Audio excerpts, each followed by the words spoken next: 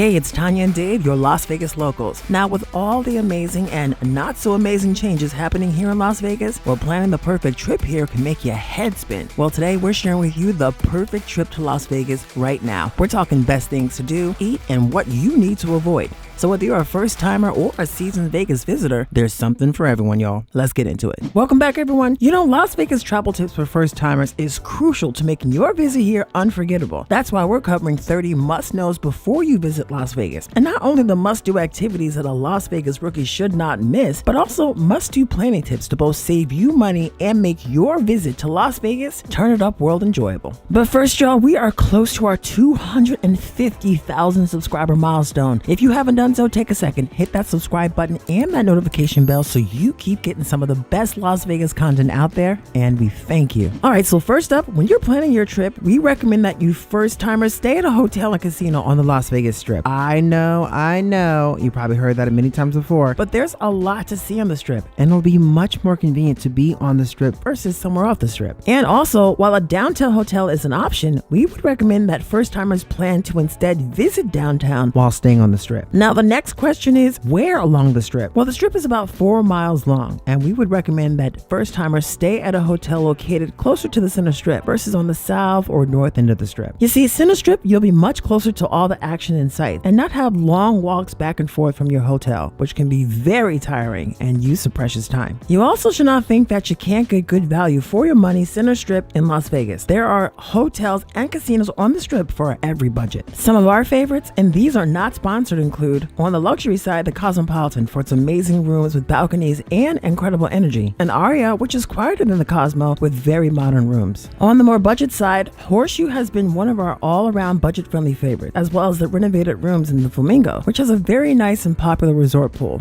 Just make sure you're getting a recently renovated room, especially if you choose a more budget hotel. Now, we have more detailed videos walking through all our favorite Las Vegas hotels, both luxury and budget options, in the description that you can check out after this video. Now, before you book your stay, make sure you join the Las Vegas Hotel and Casino's Loyalty Rewards Program, which are not just for gambling, not at all. So you'll earn program credits for your activities with that program, including bookings at hotels, restaurants, and gambling, of course. And with that, you will likely get access to better room rates once you join the program, as well as discounts for shows and other activities. Next up, before you arrive, we recommend making reservations in advance at any popular restaurants or other activities that you want to try during your stay. Now, some of the more popular restaurants, they can book up far in advance. For example, if you want to eat at the oldest steakhouse in Las Vegas, the Golden Steer, or if you're a Gordon Ramsay fan and want to try Gordon Ramsay's Hell's Kitchen at Caesar's Palace, both of those tend to book up far in advance. So make those reservations early. So now that you've taken care of your reservations, you might be asking yourself, should you rent a car? Well, for a while after Las Vegas reopened from the shutdown in June of 2020, parking was mostly free on the Las Vegas Strip. But over time, unfortunately, and especially during the past 2 years, free parking has largely disappeared from the Strip and at most of the properties, unless you have like certain loyalty status with the hotel or casino. Consequently, for first-timers, we would generally not recommend renting a car during your first visit, unless you want to head out on your own on excursions outside of Las Vegas, which we will be discussing later on in this vlog. I mean, it's Vegas, y'all. There are many convenient and relatively cheap modes of transportation to get around Las Vegas, and for most part, Uber or Lyft will be the best option. Convenient and, in our experience, typically about 20 to 30% cheaper than taxi fares, so long as surge pricing is not in effect. And you can definitely hit most of the must-do first-time Las Vegas activities easily by either walking or a short Uber or Lyft ride. Oh, and not to mention the Las Vegas public bus, the Deuce, which is also very popular and cheap. I mean, at the time of this video, it's about $8 for a 24-hour pass, but can be very crowded and less convenient, making frequent stops along the way. Next up, what do you need to pack? Well, Las Vegas is a desert environment, so while the days can get very hot, the evenings when the sun goes down can get very cool and sometimes downright cold, especially late fall through early spring. So make sure you bring a sweater or a light jacket if you're traveling during that time. Now, the air conditioning in the casinos and other venues can be very strong as well, so you might want that extra layer regardless. Now, pay attention and listen closely, because this next tip is very, very important. You will be doing a lot of walking during your visit to Las Vegas, especially along the Las Vegas Strip, checking out the sights and sounds. So you must bring and wear comfortable comfortable walking shoes. I repeat, you better bring some comfortable walking shoes. We can't tell you the number of times we have seen people walking the strip visibly in pain as they walk around in their fancy shoes. So bring comfortable walking shoes because you're gonna walk a lot, and walking distances on the strip are much further than they initially may appear. Trust us. Okay, let's now talk about some of the activities that you must do when you visit Las Vegas. And first up, head out on the Las Vegas Strip and leisurely stroll along the boulevard, checking out some of those iconic sights and sounds along the way. Now, for first timers and for some long timers, there's nothing quite like experiencing the energy on the strip from the people, performers, and the sights just by walking the strip, especially the center strip area. Now, our recommendation is that you head out in the early evening as the sky is transitioning from day to night. It's always an amazing sight seeing the Las Vegas neon lights and skyline really come alive as the sun sets. Now, we have a few favorite spots to see this transition, including along the Venetian outside balcony walkway overlooking the outside canals and the strip. You have an amazing view of the sun setting over the Las Vegas mountains in the background. Now, another beautiful spot is that gazebo area in front of Caesar's Palace, where you have an incredible view both up and down the center strip. Absolutely beautiful. And that brings us to our next must-do activity. So check out the iconic free shows along the strip, including the Bellagio Fountain Show, which is a must-see for first-timers. And for many long-timers, it's become a tradition. Let me tell y'all, the Bellagio Fountain Show is quite a show to behold and includes over 1,000 individual fountains, all timed to music and light. So the fountain runs every 30 minutes from 3 p.m. to 8 p.m. Monday through Friday, and from 12 noon to 8 p.m. Saturday, Sunday, and holidays, and runs daily every 15 minutes from 8 p.m. through midnight, 7 days a week. Okay, quick turn it up world pro tip. The Paris Eiffel Tower lights across the strip will flash in sync with the Bellagio fountains during the show. So if you see the Eiffel Tower lights flashing like crazy, well, the Bellagio Fountain Show is going on, or it's about to kick off. Now, we also used to recommend the Mirage Volcano Show, but unfortunately both the Mirage and its iconic Volcano Show are now a thing of the past, well, part of history, after closing for the property's transformation into the Hard Rock Hotel and Casino. You know, that big guitar, coming soon. Speaking of iconic, make sure you visit some of the iconic European themed sites while you explore the strip. Now, you need to check out the inside of the Venetian and the canals. The artwork and attention to detail will transport you to a different experience, well worth the experience, especially as a first timer. Now, you can take a photo at the famous love sign inside the Venetian, visit St. Mark's Square, listen to the gondoliers serenading their guests in the canal, and after that, head over to the Paris and enjoy the view of the Eiffel Tower above. Now, keep in mind, the casinos along the strip also offer some amazing art right out in the open, free for all to see. Now, a couple of our favorites, and one that you should not miss, are the blown glass art blossoms on the ceiling in the Bellagio lobby and the intricately carved woolly mammoth tusks in Treasure Island, or TI. And don't miss the Bellagio Conservatory and Botanical Gardens across the Bellagio lobby from the front desk. Now, each season, the conservatory is transformed into a new amazing experience and is a must-see for first-timers in Las Vegas. Now, if you want to really splurge on a special meal, you could also opt for the conservatory dining experience called the Garden Dining Table, where you actually dine at a table inside the conservatory. It's not cheap, but it's truly memorable and a bit over-the-top experience. Next up, let's enjoy brunch or breakfast at one of the great restaurants on the strip. Now, our favorite breakfast and brunch spot on the Las Vegas Strip is Mon Ami Gabi at Paris. Again, not sponsored. Right across the street from Bellagio Fountain. Now, Mon Ami Gabi is a French bistro with excellent food and some of the best street views along the strip when you sit outside on their patio. All right, a quick turn it up world pro tip. So we highly recommend requesting Mon Ami Gabi's patio seating, assuming you have the time to potentially wait a little bit. Now, while you can make reservations for inside seating, you cannot for patio seating. So we recommend arriving a bit early and getting your name on their patio waiting list. Now, you can explore the Paris Hotel and surrounding areas while you wait, and then the restaurant will text you once your table is ready. We haven't found the waits all that long, and the outside seating is a special experience, especially for first timers. Well, you might look over to the left or to the right and you see us sitting there enjoying some old fashions. If you do, stop and say hello. Before we continue, be sure to follow us over on our our Instagram at Turn It Up World. We post a lot of Las Vegas content, a very different side of Vegas you won't see here on YouTube. So check us out over on Instagram, give us a follow, and say hi. Now you gotta check out a true Las Vegas iconic show from Cirque du Soleil. Now Las Vegas is the place to see Cirque du Soleil shows, let me tell you. In our opinion, the Cirque du Soleil shows in Las Vegas are simply better than what you will generally find from their traveling shows in other locations. There are currently 5 Cirque du Soleil shows in Las Vegas, and we would recommend checking out, each with different themes and storylines.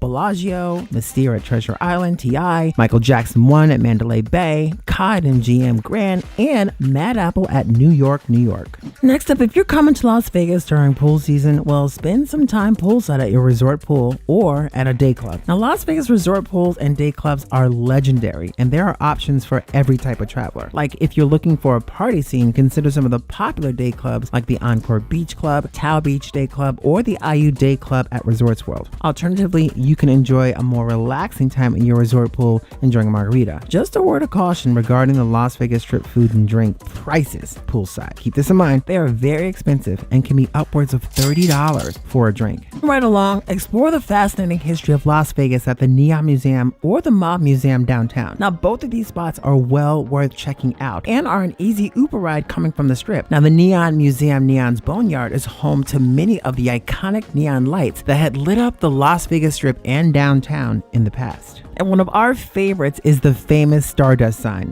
which continues to find a home at the museum. If the history of the Mob Museum in Las Vegas interests you, well, check out the Mob Museum. And if you go, don't forget to have a drink at their underground speakeasy called The Underground. And since we're talking downtown, explore the craziness and fun that is Fremont Street. Enjoy a free show and music, and perhaps soar over Fremont Street like Superman on the Slotzilla zipline. Now, while there, we also recommend that you head over to the East Fremont Street by the Container Park and check out the incredible street murals and the fire-shooting praying mantis. Perhaps while you're still there, you can eat in one of the local hidden gem restaurants in the area. So you want an up-and-coming place to visit off-strip? Well, the Art District is the place, which is also just a short Uber ride from the Strip. The Art District is full of indie art galleries and performance spaces in converted warehouses. Now, one of the more popular and coolest venues to check out is the Arts Factory. So the Arts District is also home to one of the favorite restaurants in Las Vegas, Esther's Kitchen. So you might want to enjoy a meal during your visit there as well. Oh, and if you need some transportation to get around downtown, well, downtown offers a free shuttle called the Downtown Loop. Next up, enjoy a special dinner at one of the many great restaurants in Las Vegas. Yes, y'all, there are so many amazing restaurants in Las Vegas, and you should treat yourself to a special dinner at one of them. Some of our favorite includes classic Las Vegas steakhouses with an old school vibe, such as Barry's Downtown Prime at Circa or Oscar's at the Plaza, but there are options for everyone. And let me tell you, if you're craving an amazing dining experience during your visit to Las Vegas, we have a comprehensive review of our favorite Las Vegas restaurants in the description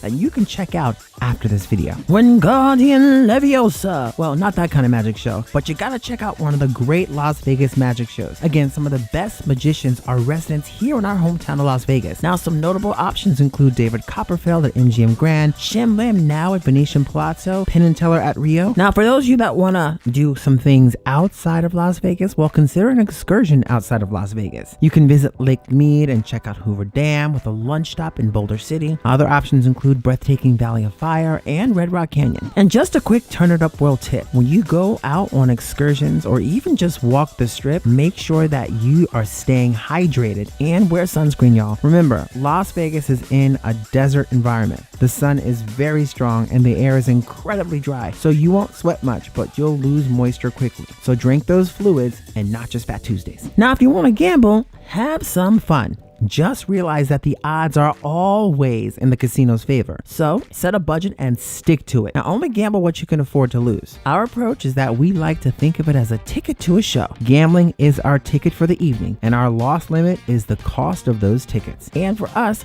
we aren't talking front row seats. For our country fans, Don't miss live country music at Blake Shelton's Old Red, located along the Strip in front of Horseshoe, or the new Jason Aldean's Kitchen and Bar next to the Cosmopolitan. And we also recently tried the food at Jason Aldean's, and we have to say, it was better than we had initially anticipated and well worth the visit in our opinion. Just be ready for some pretty loud live country music while you're eating. Immerse yourself in some of the new immersive experiences in Las Vegas. Now, Las Vegas has some great immersive experiences, and we highly recommend two relatively new museums that are located center strip. Now, we absolutely love and highly recommend the Arte Museum with their amazing immersive experiences. We've also had fun visiting the Museum of Illusions located nearby. Just a quick Turn It Up World pro tip. We recommend you visit early in the day if you're going during the weekend, because they can both be very, very busy. If you're not afraid of heights, well, take a helicopter flight over the Strip, or maybe even all the way and into the Grand Canyon. So Las Vegas has some incredible options for helicopter experiences, and our favorites are the offerings from Maverick Helicopters.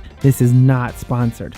Now, they have a quick and relatively affordable flight over the lights of the Strip, which can be a great introduction to Las Vegas, especially for first-timers. You can't come to Vegas without visiting and perhaps checking out a show at the Sphere. I mean, even Las Vegas first-timers have probably already seen videos of the amazing displays that light up the Las Vegas Sphere, both outside and inside. I mean, heck, you might have even seen them as you flew into Las Vegas. If you are able to do so, you should check out a show there. And if one of your favorite bands is going to be performing there during your visit, we highly recommend adding that to your itinerary. You can thank us later. There is no venue quite like it, and in our opinion, well worth the splurge for a truly memorable experience. Hey, take a second and smash that thumbs up button. It's right under this video. It lets us know you appreciate all the Las Vegas travel tips for first timers we're providing, and we would greatly appreciate it. Okay, now for some additional money saving tips, because Vegas can be very expensive these days, but there are ways to save some money. First, if you're able to do so, avoid Friday and Saturday night hotel room stays. I mean, Las Vegas hotel room rates on Friday and Saturday nights can be many times more expensive than Sunday through Thursday night rates, when demand is obviously less. We recommend, now if you have flexibility of course, you can plan your trip to arrive say on Sunday and depart on Friday morning. This will save you a lot of money. Plus, crowds are busiest Friday through Saturday nights, so if you want to avoid the biggest crowds, this approach helps with that as well. The same is true for your flights. Avoid flying in on Friday and flying out on a Sunday. So Friday afternoon check-in lines and Sunday checkout traffic can be crazy both at the hotel and at the airport. Now if you can, instead opt to fly in on a Sunday. Now it can be cheaper flights and allows you to avoid the expensive Saturday night hotel room rates. If you're not here for one of these, avoid conventions and major festivals. Now Las Vegas has a massive convention business, and festivals can attract hundreds of thousands of visitors, which obviously drives up hotel room rates. Make sure you check the convention and festivals that may be in town when planning the dates of your visit. And unless you're an F1 fan, well, we recommend avoiding Las Vegas and the Strip during that week. Also, if you visit right before the race,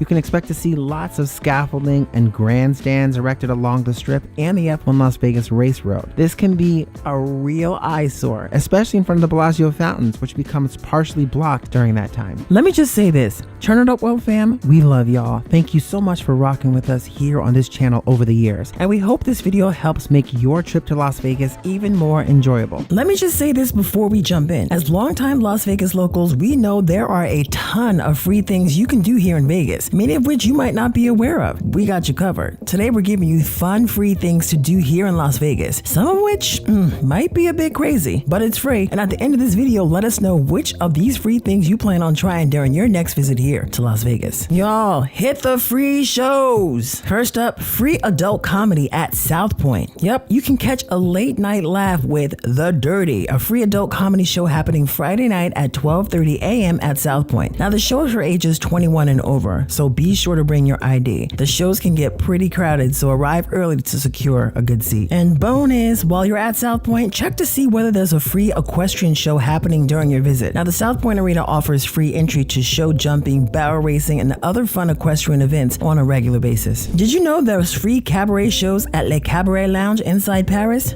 Now you do. Yep, Le Cabaret Lounge at Paris has recently started offering free cabaret shows every Friday and Saturday nights. There are 2 shows, La Femme, which starts at 9 p.m. and 11 p.m. on Fridays and Saturdays, and The Red Show at 10 p.m. and midnight provide a Moulin Rouge vibe. There's free country music performances at Blake Shelton's Old Red. The new multi-level Blake Shelton's Old Red, located right outside the Horseshoe Casino, offers cover-free live music performances throughout the day. Now, we think Old Red is a welcoming addition to Cinestrip scene, but I'll tell you, we have been past there many times, and this place has been busy since its opening, so we definitely recommend arriving early. Free dueling piano shows and Big Elvis shows at Harris Piano Bar. You can watch talented pianists go head-to-head in a musical battle, taking requests and creating a high-energy atmosphere at the piano bar. Or if you prefer something more classic, you can catch Big Elvis perform all your favorite Elvis hits. We've seen him many times. He kicks butt, y'all. He's big, but he sounds like Elvis and he rocks. A little pro tip as well. You don't even need to enter the bar if you don't want to. You can watch the show from the edge of the casino floor and dance along with the onlookers. We've done it many times. But quick recommendation, if you enjoy the show you see, maybe just walk on inside and pass them a couple of dollars for a tip, because they do work for tips. Free performances at Carnival Court outside Harris. Carnival Court, located just outside Harris Casino, provides cover-free live bands and DJs regularly. I mean, you can hear the bands cranking away while you're strolling down the strip between Harris and Link. Now, keep in mind that while all these shows themselves are free, any drinks or food you order will be extra, and you can definitely expect the typical pricier fare associated with Cinestrip establishments. Hey, before we get to the next one, please take a second and hit that thumbs up button right under this video. And if you're digging our vibe, hit subscribe. This one for us never gets old and is always changing. I mean, watching the Sphere light up at night. This massive new entertainment venue boasts an incredible exterior cover and high-resolution LED panels. It's fun to watch the exterior show and crazy displays on the Sphere, which of course is free. Now, if one of your favorite artists is performing at the Sphere, we recommend checking out the show, because live shows inside the Sphere are incredible and well worth it in our opinion. If you do go to the Sphere, we just caution that the Sphere can generate quite a bit of traffic, so if you're driving, be prepared to add some extra time. Lake of Dreams at the Wynn. The Lake of Dreams show at the Wynn Las Vegas goes on every half hour after sunset until 11:30 p.m. Now, the 20,000 square foot lake transformation into a magical stage with giant puppets, robots, and a colossal 23-foot head that emerges from the water, all synchronized to lights and water show directed by Kenny Ortega. Now, the best part, you can enjoy the show completely free from a walkway overlooking the lake. No need to purchase food or drinks at the surrounding restaurants. Oh, and while you're at the Wynn, you should definitely go explore the stunning Wynn Botanical Gardens, featuring seasonal floral displays and tranquil walking paths. And it smells really nice too. Dun, dun, dun, dun, dun, dun, dun, dun. The free circus show at Circus Circus. You can experience the world's largest permanent circus for free at Circus Circus Las Vegas. The performances are daily at the Carnival Midway, starting at 1:30 p.m. Monday through Thursday and 11:30 a.m. Friday through Sunday. The Fall of Atlantis show and aquarium at the Forum Shops. Now, y'all, this next one does admittedly feel a bit dated, but it's still fun and totally free to check out. The Fall of Atlantis is an animatronic show deep inside the Forum Shops that depicts the downfall of Atlantis, complete with special effects and storytelling. The show runs Thursday through Monday on the hour, beginning at noon through 8 p.m. And while you're there, you can explore the real-life underwater world at the Forum Shop Aquarium that features a variety of marine life, including Sharky. If you go there, you'll see what I mean. You know, you can see pink flamingos center strip for free. Yes, the Flamingo Wildlife Habitat is a 15-acre sanctuary that is home to a variety of exotic birds, including pink flamingos, pelicans, and swans. And on a good day, you can also spot turtles, koi fish, and even desert tortoises. The Flamingo Wildlife Habitat is free to enter and open daily from 7 a.m. to 8 p.m. Now, we can't compile a list of fun, free things to do here in Vegas without including the iconic Bellagio Fountain Show. This famous attraction features a synchronized performance of water jets, music, lights, and creating a truly magical spectacle that is well worth checking out. Now, the Bellagio Fountain Show runs daily. It's Monday to Friday. The fountain show runs every 30 minutes from 3 p.m. to 7:30 p.m. and every 15 minutes from 8 p.m. to midnight. And on Saturdays, Sundays, and holidays, the fountain shows start at noon and runs every 30 minutes to 7:30 p.m. Then again, every 15 minutes from 8 p.m. to midnight. If you didn't catch that, just roll back and there it is.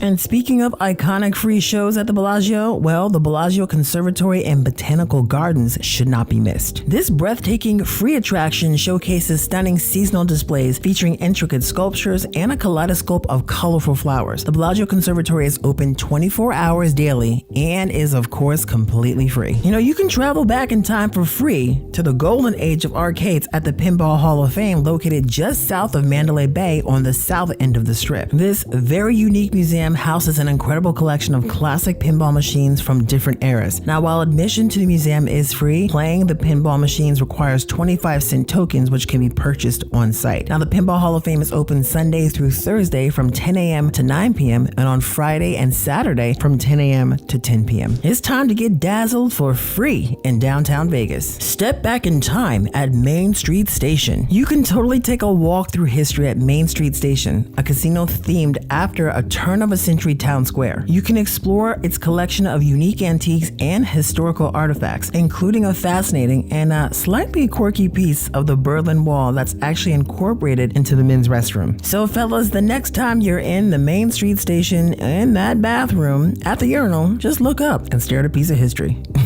The new Carousel Bar at the entrance to the plaza is an open-air bar featuring a stunning rotating carousel as its centerpiece. We really do like this new addition to Plaza. It creates a fun, retro vibe in front of the historical Plaza Casino. Now, while it's free to sit down at the bar, obviously, the drinks are not. The Fremont Street Experience, baby. The Fremont Street Experience offers an incredible sensory overload, and it's all for free. The Canopy, or the Viva Vision, is the world's largest LED canopy screen that provides shows nightly at the top of the hour starting at 6 p.m. through 2 a.m. And while you're there, be sure to take some time and appreciate the talented street performers who showcase their skills along the pedestrian mall. Downtown Rocks at the Fremont Street Experience offers free live concerts on the weekend beginning in May and running through October. Check the Fremont Street Experience website for the latest performance schedule. Did you know there's a $1 million display at Binion's? Well, there is, and you can take a photo with a historical display of $1 million in cash at Binion's Gambling Hall. It's fun, it's free, and an iconic Vegas snapshot opportunity. Tour the Las Vegas street murals. Explore the vibrant street art scene with a self-guided walking tour. Downtown Las Vegas boasts a collection of impressive murals scattered around 7th Street and the Art District. Downtown Fire and Fury. There's a pretty massive praying mantis sculpture outside the downtown container park, and it provides a nightly fire-throwing display of art and technology. It's a fun, quick, and free show to check out if you are in the area, starting at sundown and running to 11 p.m. Sunday to Thursday and to 1 a.m. Friday and Saturday. And some quick fun facts about the mantis. Well, she's 40 feet tall and 30 feet wide and throws giant fire flames reaching 6 stories high. She also includes a built-in 4,000-watt surround sound system. She can speak more than 20 different languages and is operated by a team of trained licensed professionals. Don't be surprised if she seemingly starts talking to you. As the weather's getting warm here and when it's really hot, well, you can cool off in style at Topgolf's Hideaway Pool. That's right, at Topgolf, you can enjoy their Hideaway Pool for free during pool season. Just be aware that it is for 21 plus only and that it's closed during the winter months. If you like art, the Majory Barrack Museum of Art located on the UNLV campus showcases a diverse collection of contemporary and historical works with exhibitions changing throughout the year, and it's free, y'all. The museum opens Tuesday through Saturday, 10 a.m. to 5 p.m., but check the website to make sure that the museum isn't temporarily closed while they install new art exhibits, which happens occasionally. Now, this one is especially for classic car enthusiasts. The Shelby Heritage Center offers a free museum experience dedicated to the legacy of Carroll Shelby and his iconic automobiles. You can explore the history of Shelby Mustangs and Cobras and witness these legendary vehicles up close. Heritage Center hours are Monday through Saturday at 9:30 a.m. to 5 p.m. and Sunday 10 a.m.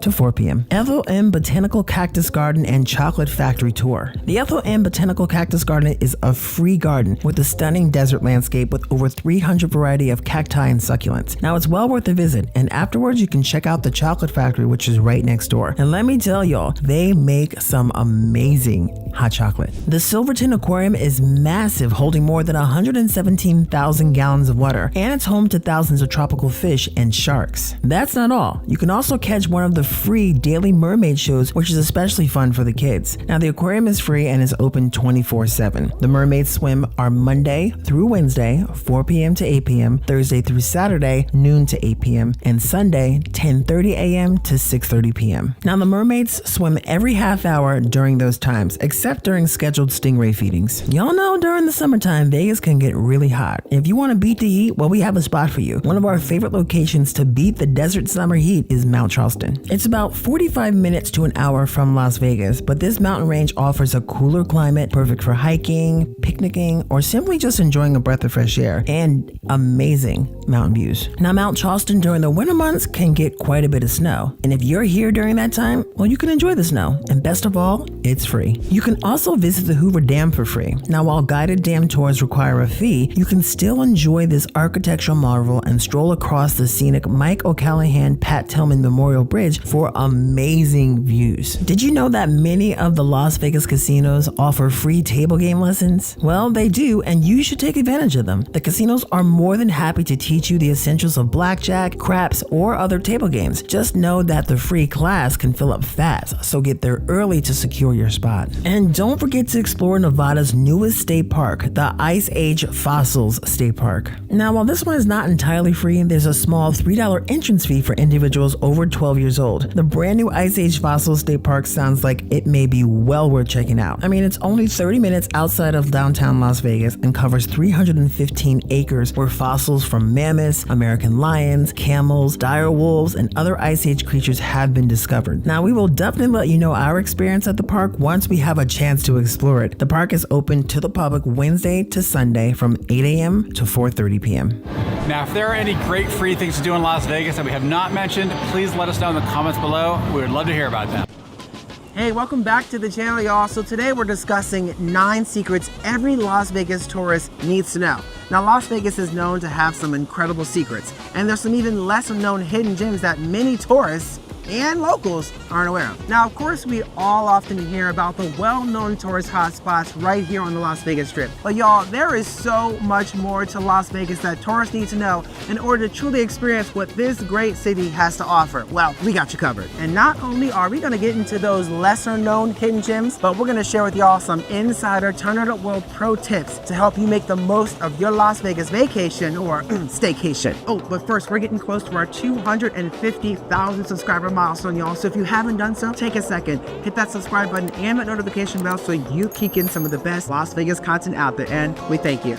Y'all, first up, Las Vegas tourists may not have any experience when it comes to playing table games here in Las Vegas, but they may have an interest in playing those games. Well, rather than jumping on a live table game to play like blackjack, craps, poker, or roulette with real money and without any real experience, well, did you know you should be taking advantage of those free lessons that casinos offer? Yep, that's right, you heard me right. Many Las Vegas casinos offer free table game lessons. I mean, the casinos are more than happy to teach you the essentials of blackjack, craps, and other table games, like right here in the Bellagio. If you get here in the mornings, they offer free craps lessons. Quick insider Turn It Up World pro tip. Now, these free lessons can fill up fast, so we highly recommend getting there early to secure your spot. The other tip, and this is really important, is the schedules for these free lessons can vary significantly, so we highly recommend calling the casinos to get the current schedule of those free lessons. Hi, Turn It Up World fam in the house. How are you guys? Nice to meet you.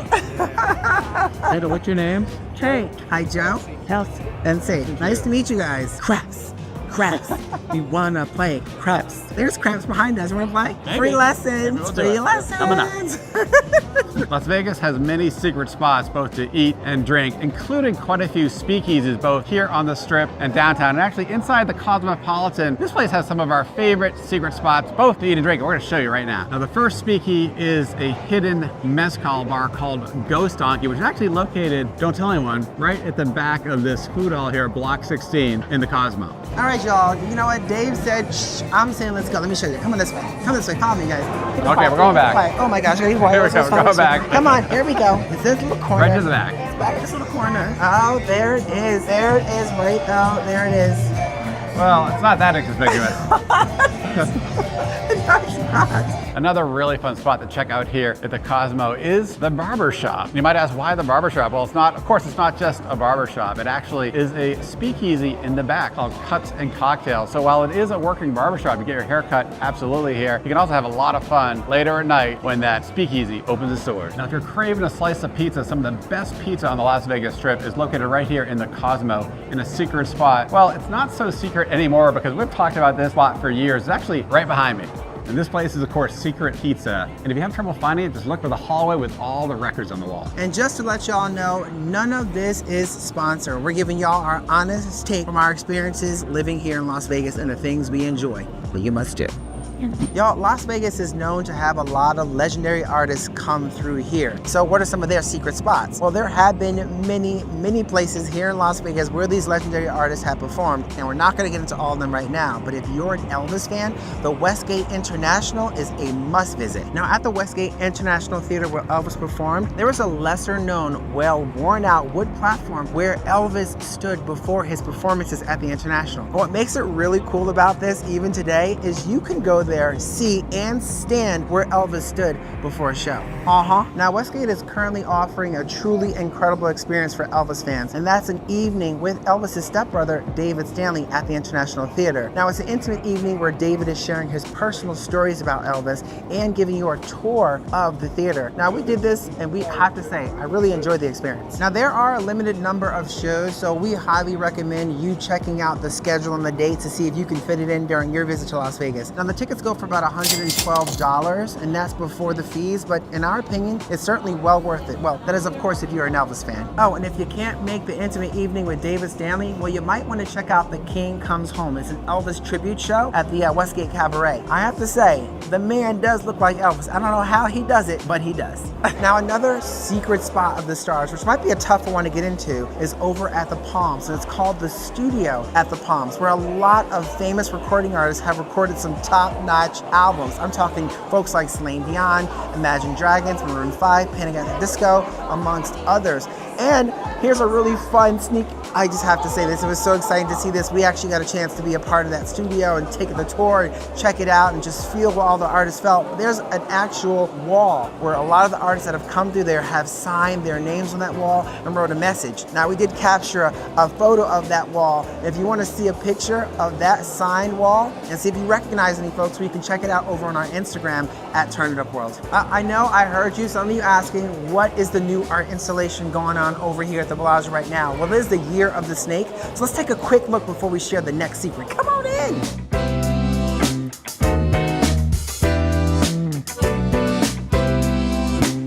Y'all, as you can see, the displays are amazing. Now, obviously, it's not going to do it justice through this lens, but you got to come here and check out the installation that they have going on right now.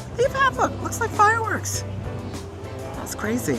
There is incredible free art and obscure artifacts that you can explore on the Las Vegas Strip and downtown. Now, here in Bellagio, of course, you have the incredible blown glass that's on the ceiling here, which is obviously very well known and absolutely beautiful, but there's so many other amazing things to check out on the Strip. Some of our favorite things to check out here on the Strip are, first up, down at New York, you have a Bliss, which is an enormous statue of a dancer. Really cool, you should check that out. And then up at Treasure Island, you have this intricately carved woolly mammoth tusk, which is completely cool. Go in there, check it out. And right near it, there's also this amazing chopper. It's called a Siren Chopper. So amazing to check out, so intricately designed, well worth it. Then if you head downtown, you've got to go to Main Street Station. So many hidden gems and rare artifacts inside Main Street Station. And the cool thing, there's actually a free walking tour you can take, self-guided walking tour that you can do. You pick up a pamphlet at the front desk area and just kind of ask for it. If you don't see it, ask for it there. They'll show it to you. And you can kind of walk through that and learn all about the different artifacts at Main Street Station. Totally cool. In front of Caesar's Palace and right across from Hell's Kitchen here, you find this shrine that actually seems really, quite frankly, out of place. It's actually the shrine of the four-faced Brahma, which is a replica of a very popular shrine in Thailand,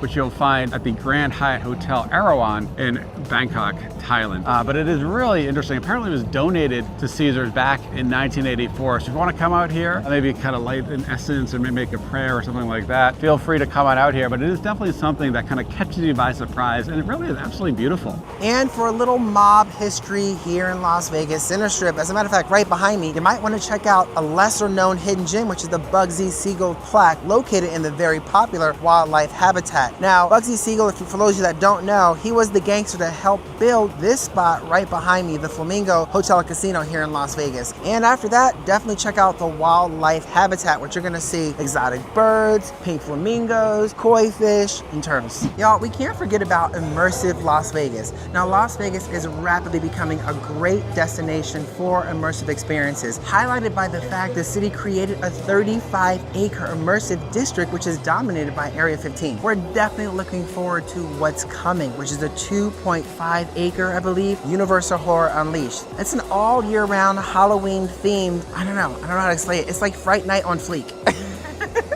Oh, and if you don't have time to leave the strip, well, you should check out one of our favorites right next to the Cosmo, right next to Jason Aldean's, which is the Arte Museum, which is a place that you can explore the sights, the sounds, really kind of embrace yourself into the immersive experiences.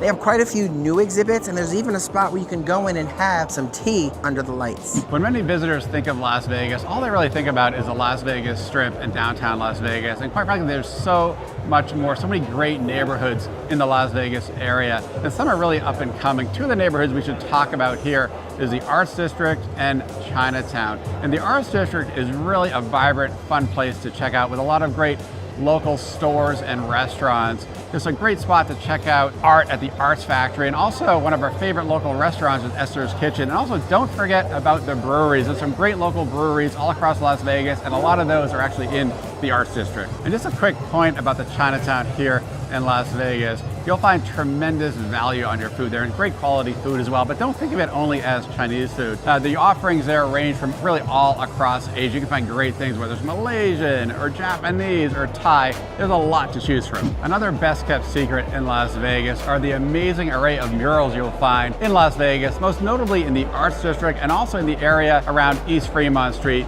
We highly recommend you can take a half day or even spend a day just going and exploring and really looking at all these different murals out there. They're fascinating to behold, well worth your time. This next secret exposes the atomic history of Las Vegas. That is the Atomic Testing History Museum, which I gotta say, Town and I had just an incredible time exploring and spending time in the museum. It's not very expensive either. It's only about $29 per person to enter. We definitely recommend checking out the Atomic Testing History Museum. And after you do that, you may want to check out the Atomic Bar, which is actually the oldest freestanding bar in all of Las Vegas, and actually a place where up on the rooftop, patrons used to actually watch nuclear testing going off in the distance. Absolutely kind of scary and frightening to think about these days, obviously, but back then it was a real tourist hotspot. Come over and watch the nuclear bombs going off in the distance. Totally crazy, but so you can enjoy that drink and just imagine that crazy time back during the testing days.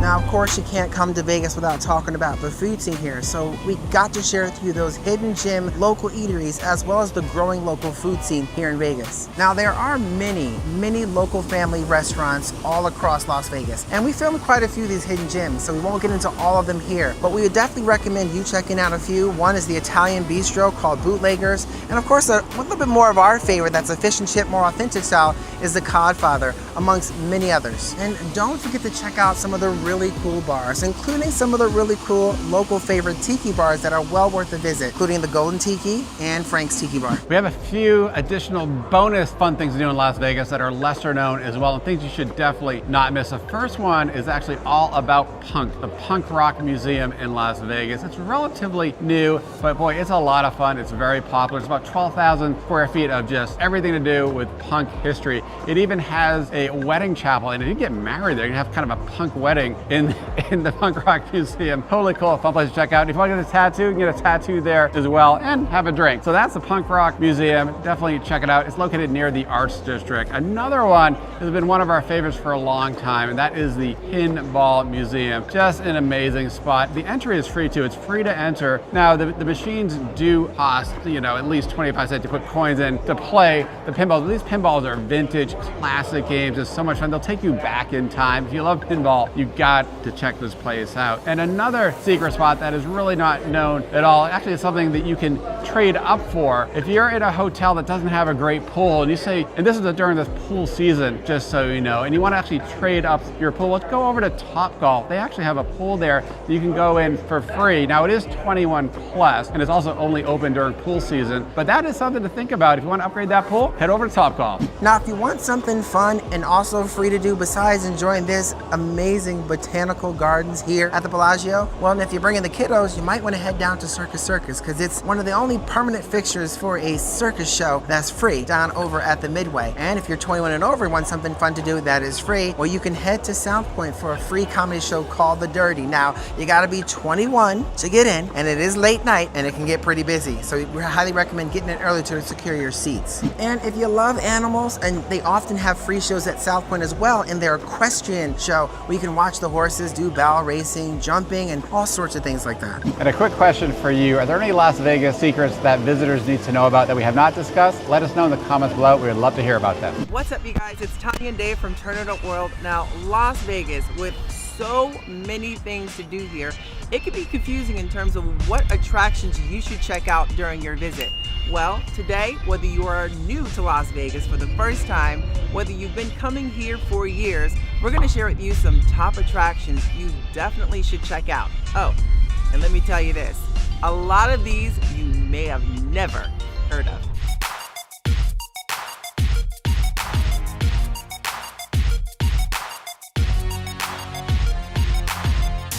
Have you ever tried soaring down at Disney World? Well, if you have, you can actually do something very similar on the Strip. A new attraction has come to the Las Vegas Strip, located down by the new Target on the Strip, and it's called Fly Over Las Vegas. And it's super cool, very much like soaring. You can actually fly over the Strip. They have a Southwest adventure. They have actually an Iceland adventure, which is one of our favorites, absolutely amazing. And they just announced a new one called the Canadian Rockies Adventure. It's $36 for an adult to take the trip, but look for half-price tickets. If you're a local, we believe it's half price. So I bet you never thought about sledding during your trip here to Las Vegas. Well, guess what? Just about 45 minutes to 1 hour, Mount Charleston awaits you. Yes, during certain times of the year, you can head to Mount Charleston and do some sledding. It's totally free.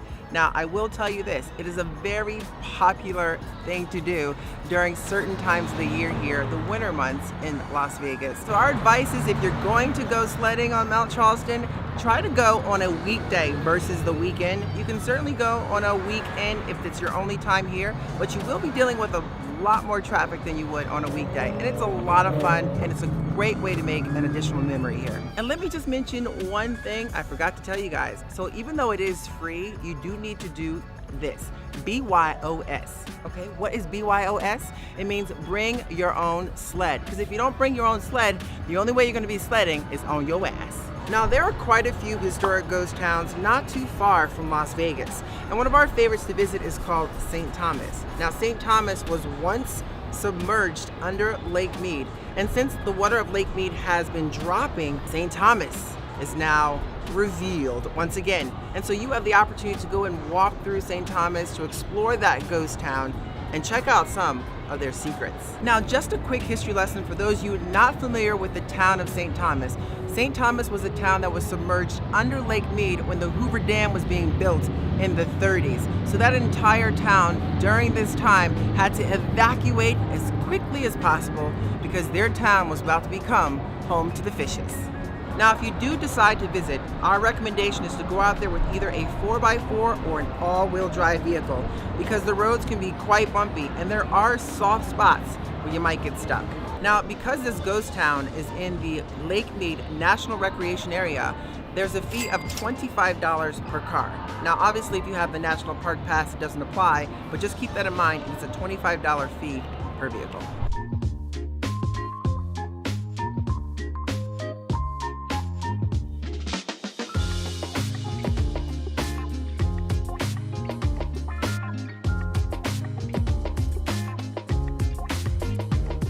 Now, for these next two Las Vegas attractions, the tour companies will pick you up right at your hotel. And the first one is a hot air balloon ride just outside of Las Vegas. And they have some really cool hot air balloon ride options for you. Many tour companies do this. And we actually recommend there's a Champagne early morning sunrise balloon flight, which is really cool. Now, it takes about 4 hours of total time to actually go there and do the ride. And the ride itself is only about an hour. But overall, it's a great experience. Now, the price for the balloon ride attraction is not cheap, however, it's about $250 to $300 per person. And if you don't want to do a hot air balloon ride, another really fun option are dune buggy tours or ATV tours. Actually, Tanya and I did a great tour in Arizona, had an amazing time on a side-by-side, just exploring all around the Mojave Desert. So much fun. And actually many of these will pick you up right at your hotel room. Now the prices again are not cheap for this tour, but this could be just a once in a lifetime experience exploring the area. And for all these attractions and especially the tours, make sure you check for discount and discount codes online and especially on Groupon.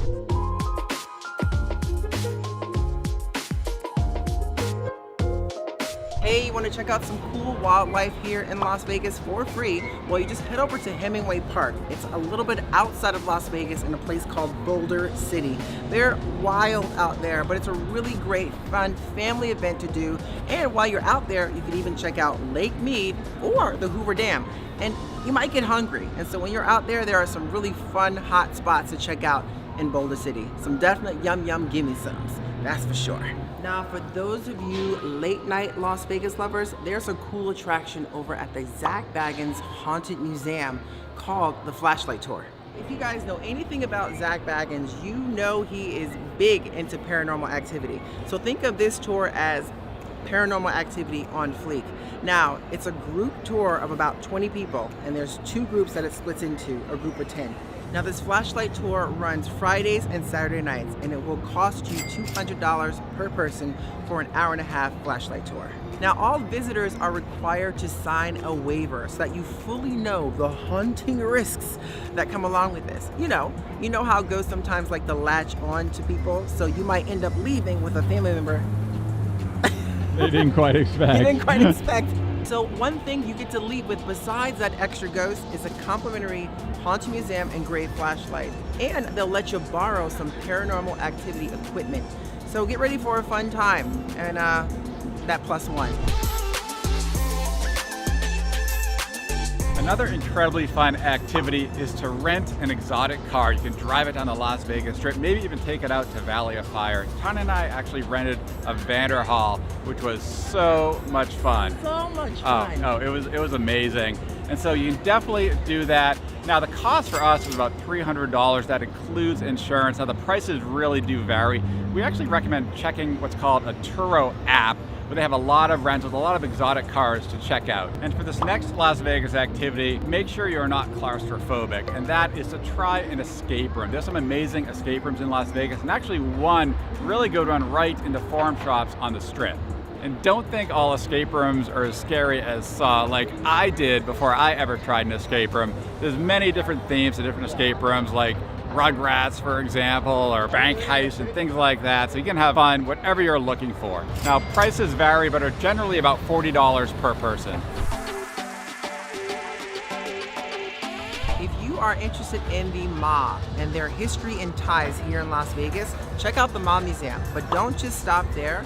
Check out the speakeasy that's attached to it. Now, entrance to the Mob Museum is $30. But like anything you do here in Las Vegas, if you're a local watching this, be sure to ask to see if there's any sort of special discounts for being a local here in Las Vegas.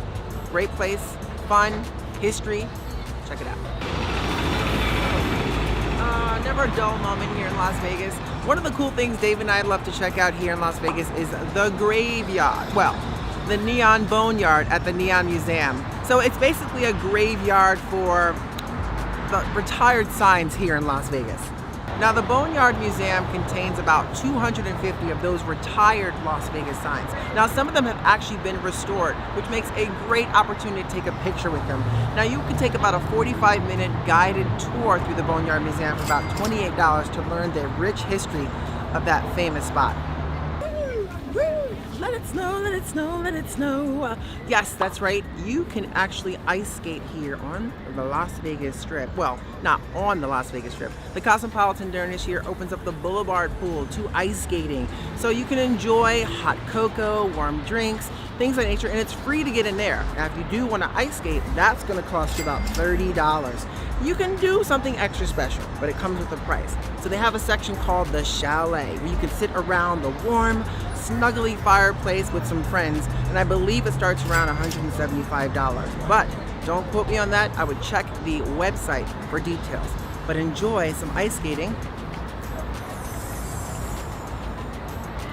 on the Las Vegas Strip.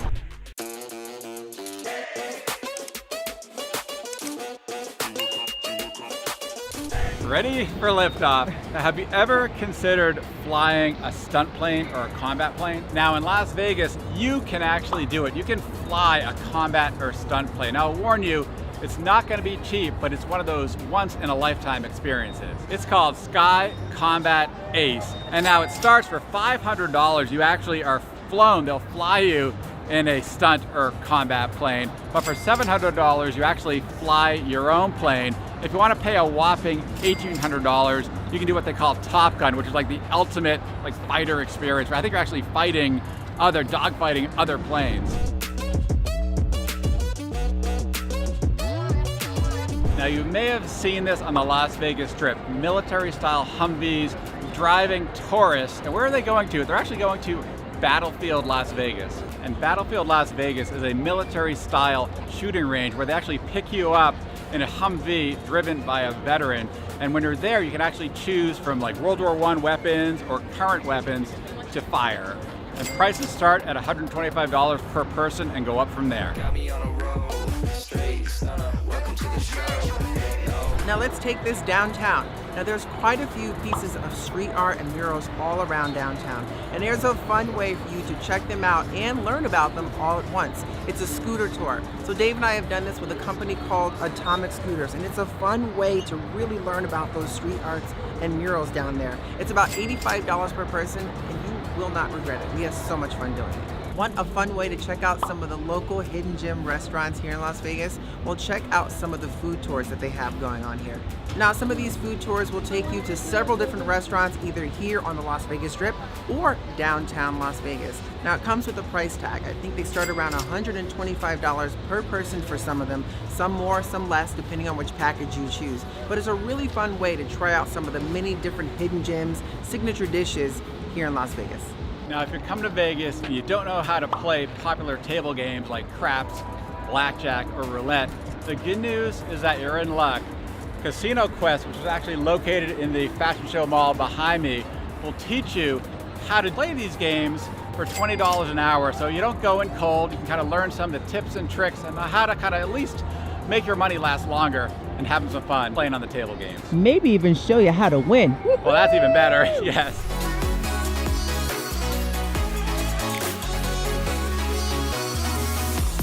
Turn it up, world! Woo! All right.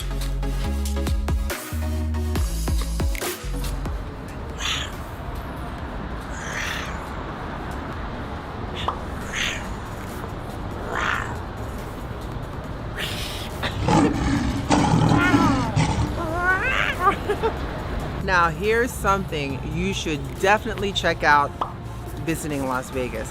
Just outside of Las Vegas is a lion habitat and sanctuary called Lion Habitat Ranch. And it houses lions and giraffes, and it's a non-profit organization. You can bring the kiddos out there and enjoy this habitat. Now, admission for this incredible sanctuary is $25 per adult, $10 per child. And if you want to do some kind of behind the scenes feeding tours, I would recommend calling for additional pricing with that. Hey, if you have any interest in Las Vegas, you should definitely join our Facebook group called For the Love of Las Vegas. Now, there's a lot of people in that group answering money-saving tips, tricks, questions, ideas, photos, videos. A really great spot for you to understand and know all about Las Vegas. There's a link in the description box below. Now, if there are any cool and unique Las Vegas attractions that we did not mention, please let us know in the comments below. We would love to check them out. Absolutely. And one last thing. Coming to Las Vegas is a lot of fun, and we have some additional attractions you do not want to miss, especially for first timers. And all you have to do is click the video right here. Yep, you see that? Right there. Hit it right there. Well, wait a second. Right there. All right, you guys, and we'll see you in the next one. Hey y'all, it's Tanya and Dave, your Las Vegas locals. And today we're back taking you through some of the top new things to do here in Las Vegas for 2025. Yes, 2025, a new year and new things to do. Let's get into it.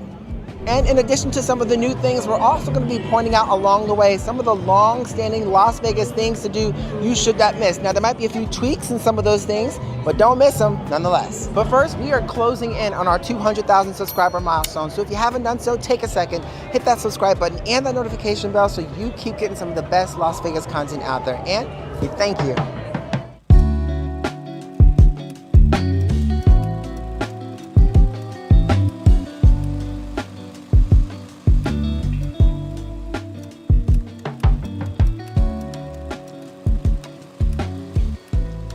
So kicking things off, we're on the rooftop of one of the brand new pieces to land here in Las Vegas, which is Jason Aldean's Kitchen Plus Bar. Restaurant, a lot of fun. Now this 22,500 square foot property offers 6 bars, 2 levels, and live music on each one of those. As you could probably hear it cranking behind us. Now this is a lot of fun to come check out here. It is definitely center strip. It's got amazing views that you can see right from the second floor. Some lovely tufted red couches that you see back here you can chill and have drinks on. Not to mention, it's got a nice country-esque dining menu along with his mama's, Jason Aldean, you know, the award-winning country singer. It's got his mama's famous peach cobbler on that, which you might be checking out. Stay tuned.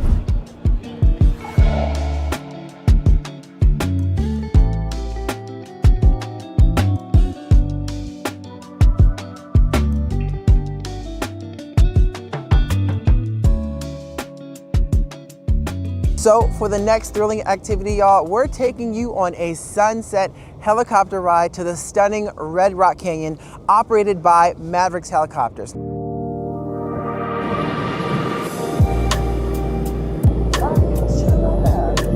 Jan fam, here we go. Woo!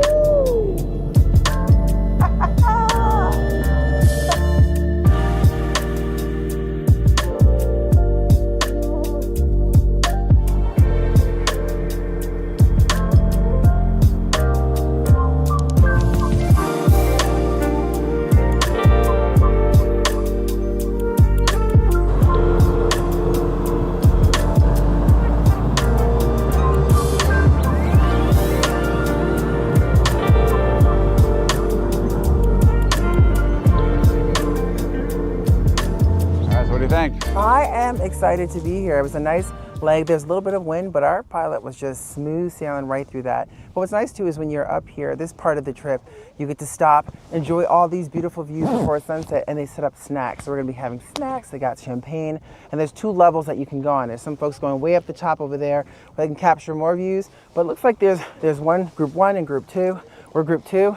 But it was amazing to capture this kind of flying over Summerlin and then all these different scenes of the red rocks, and it's just beautiful seeing things of Las Vegas from that perspective. And this is only the first half of it, so we're super stoked. I think we're gonna freeze our butts off a little bit, go up and enjoy some of the views from the upper echelon of this before we have some snacks. So let's do it. Woo!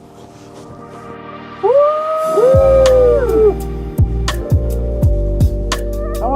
All right, here we go. Here we go.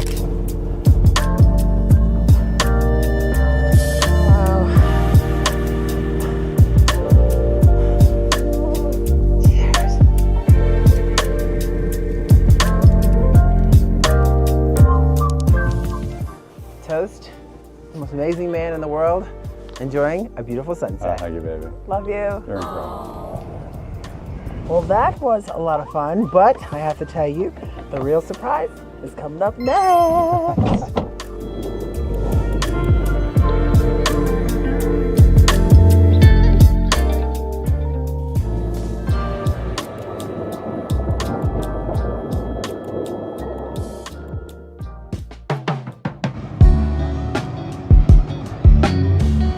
Tanya and I really enjoyed our experience with Mavericks. And next up, we're talking about swingers. And it's not what you think, okay? We're talking about a newly opened crazy golf adult-only experience, an immersive experience down at Mandalay Bay.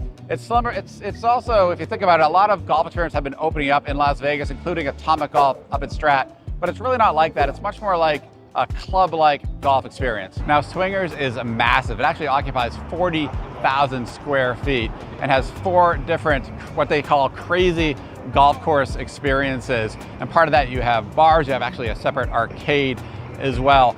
And one thing that the company, which was founded in London, claims to have actually begun is this competitive socializing golf experience. And a round of crazy golf starts at about $35 per person. And just a quick mention, especially for the Las Vegas newbies, if you're center strip here in front of the Bellagio, you got to make sure, of course, you check out the Bellagio Fountain Show. It really is a great experience. And then it's, of course, free as well. And also inside the Bellagio, you got to check out the conservatory. Absolutely beautiful. It changes every season effectively. So make sure you check that out. Both of these things are absolutely free.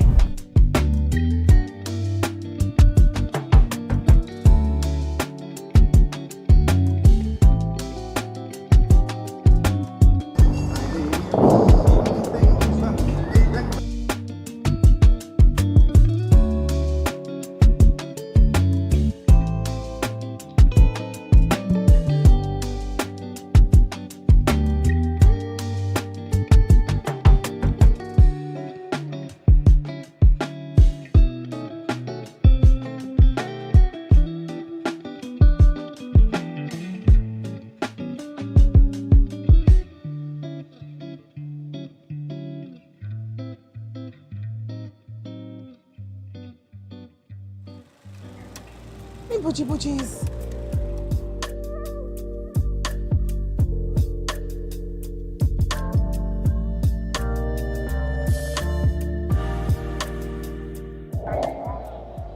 So right behind me is a fun little spot here on the corner of the Flamingo. It's actually brand new. It's called Pinky's by Vanderpump. And it's Lisa Vanderpump's new restaurant bar, which is more or less light bites, if you will. Little eclectic menu, cocktails that are Instagrammable. And if you know anything about Lisa Vanderpump, the name actually stems from her nickname, Pinky. So that's where you get the name from. But you're gonna walk in, you're gonna see the decor, just invite you from the large white flamingos to the tree of life and all kinds of amazing, and even flamingo lamps, which almost reminds me of that Christmas story one, the leg lamp.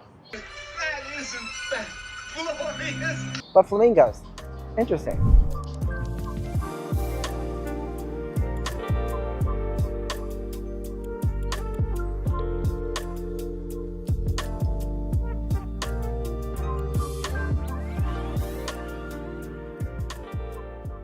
Next up is the Museum of Illusions right here at the Crystal Shops at Aria.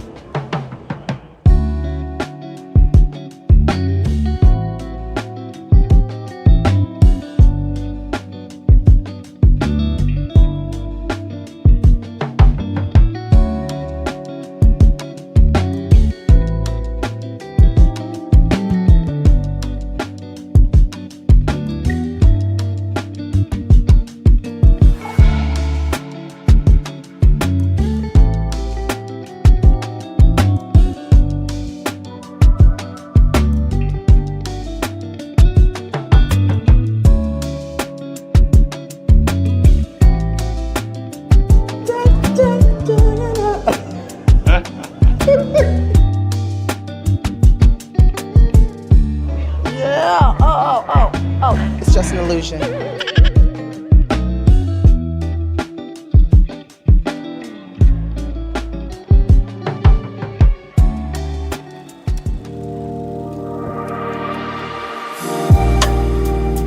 So while we're heading up to our next spot, I want to tell you about a spot we absolutely enjoyed, and you will too, as long as you're over 21. Well, it's Playground over at the Luxor. So it's an adult-themed playground, lots of options of different adult-style games, from running across these poker chips, almost like a maze, to cocktails that are great, to you can become your own, I don't even know the name for this one, but you can put on a Velcro outfit and stick yourself to a board. So there's a lot of fun, unique things over at Playground. Now you have to be 21 and up to get in there. And one thing I gotta say about Playground is I've heard that the games don't require any special skills or talent. But I'm gonna dispute that, because Tanya was like killing it running through there was like a little obstacle. You had to run on a balance beam as fast as you could and hit something and then run back. And she like set all kind of records on that. So she was killing it. Those and then poker chips almost knocked me over. Yeah. And then they had another one where I had to put on the old Velcro suit. And boy, I mean, I had to really work on my skill and talent in that one. It took a long time. It took me some time to actually get it right, and I'm not sure I actually did, but it does require some talent. It took a long time to pull you off that wall. Yeah, too. that was hard. To give you an idea, I would say, to give yourself about 90 minutes to enjoy the experience, and tickets for admission run about $40 and up.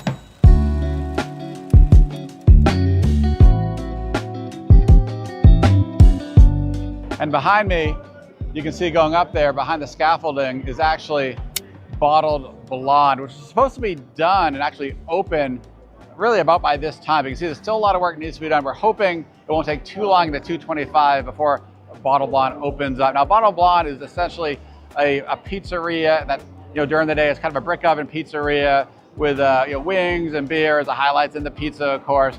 And then at night, it's almost more of a nightclub vibe to it. So it should be a great addition here as well next to Old Red, but fingers crossed, hopefully it'll open not too far into 225. And according to the plans, there's supposed to be actually a really cool rooftop lounge when this is completed with amazing views of the Bellagio fountains. A great new addition on this trip has been Blake Shelton's Old Red. And as you can see, this is a big building. It's 27,000 square feet, 4 stories. They have music playing, it seems like all the time, with bands inside. Just a great lively place. Tanya and I, we're going inside this and walking by it all the time. And I gotta say, you can see lines there very frequently. If you're coming on the weekend, just come early if you want to go there for dinner or something. Just be prepared, there could be big lines outside waiting to get in. And the restaurant at Ole Ray can seat a ton of people. And you should expect a little bit of a country twist to their fare as well. And some of the highlights include like a bunch of different kind of burgers, some great burgers, ribs and wings, fried pickles, a lot of things to choose from. It is a big restaurant. Now, since we're down here at the Link, I figured we mentioned a new show that has joined the Link family, and that's Spiegelworld's Disco Show here at the Link. Now, it's a two-story venue here, and it's sort of this 1979 discos vibe, themes like Le Freak, you know, Good Times, and all those sort of classic disco spins under one roof. And when you're there, make sure to check out the 99 Prince, which is basically named after the legendary street in New York. Now, tickets for this show are 99 bucks. And number 10 is the Arte Museum. Now, it's a visual spectacle to see, but instead of me explaining to you what it's all about, let me show you.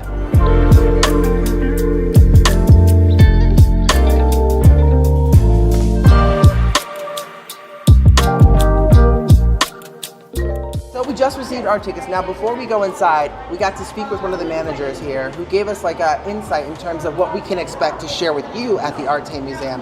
Now, Arte Museum is one of those sort of immersive illusion places where you walk into these amazing rooms and these themes that are all different that brings you into the experience. Now, there are some changes here since they first opened, some new changes that we're really excited to share with you in a couple of the rooms. So, looks like it's time for us to go in and explore. So let's get immersive.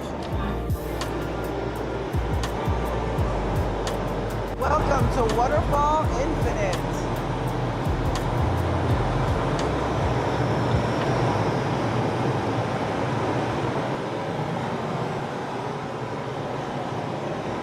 Welcome to the joyful life of flowers. Now, the coolest thing about when you walk into rooms like this here, now it's kind of dark, I know, for me, but there we go, a little light on me, is you can actually smell the flowers. Like literally, not only you see the rose petals just floating and flying, but your senses are all drawn in by the smell of flowers right here in this particular room. It just soak it in. Breathe it in. Where'd she go? Holy cow. Just another amazing immersive room here as you walk in. And I still can't get over the smell of all of the flowers right now. Just really hitting all your senses, right? Just.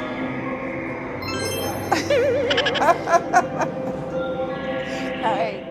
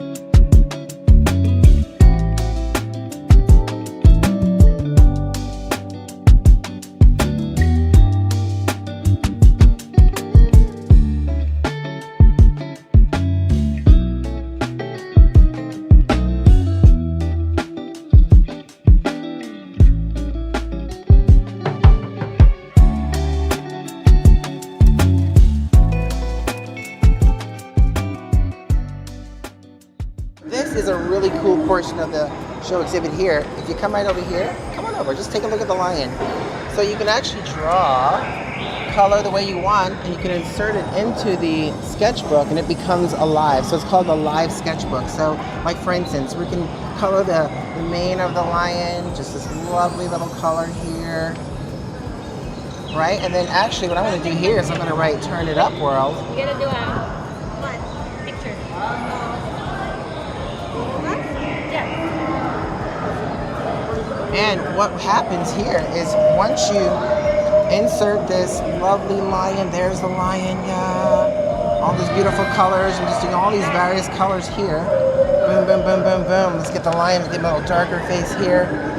And once I insert this inside of the program, it's actually going to come to life. Place your drawing on the scanner. So you're going to place the drawing right on the scanner in all those four corners, like so. We're going to hit the start button. Your drawing is now entering the Safari. And it's like, please wait for a moment. Would you like to proceed with Safari? There it goes. Look, all in the leg. Turn up world's just walking. Oh yeah, it's got them all over the leg there. Turn it up world. There it goes. And now we're waving bye-bye with the pride. Just holding on to that pride. Just love it.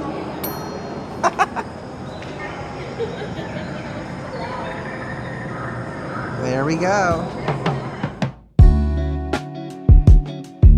So, all right, really quick, you guys, this next exhibit we're about to walk into, you guys have to check out. Now, it's definitely one of the favorites and new here, which is the Starry Beach. They've done some revamping. It's got some sensory overloads, great smells.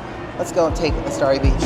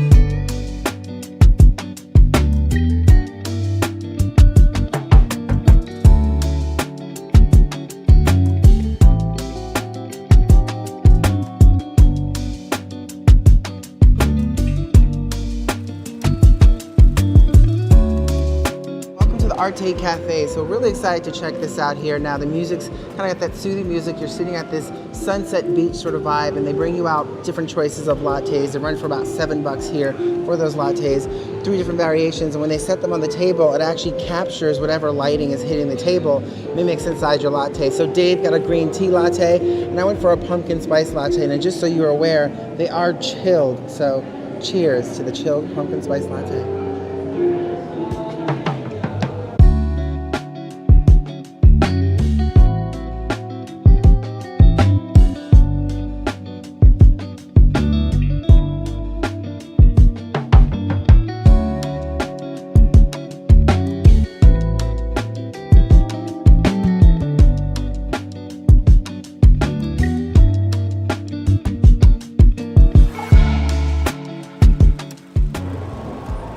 And at the end of it all, when you decide to walk out, if you have a public Instagram account and you tag the Arte Museum in that photo, well, it'll pop up here so you can print it out and get yourself a Arte Museum photo right here.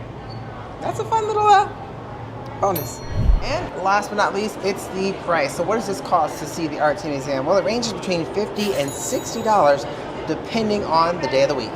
And since we're standing in one of our favorite spots to overlook some of the Las Vegas Strip here, well, I want to mention a spot that you should definitely check out here in Las Vegas, which is still fairly new, and that's the Sphere. You can enjoy not only concerts there, but an immersive experience at the Sphere. Not to mention, if you're here for the holidays, you want to head way over towards like the Circus and the Strat area. Well, right in between those two is Fontainebleau's new ice skating rink. So from now to early January, you can enjoy the Oasis ice rink at the Fontainebleau. Now I have to tell you, it is now the largest ice skating rink on the Las Vegas Strip. As a matter of fact, it topples the Cosmopolitan's ice skating rink. This is 8,000 square feet of real ice. Now admission for that is $25, and I do believe if you have a player's rewards card, entrance for that is free, and then you pay an additional fee for your ice skates. But go on and get your skate on.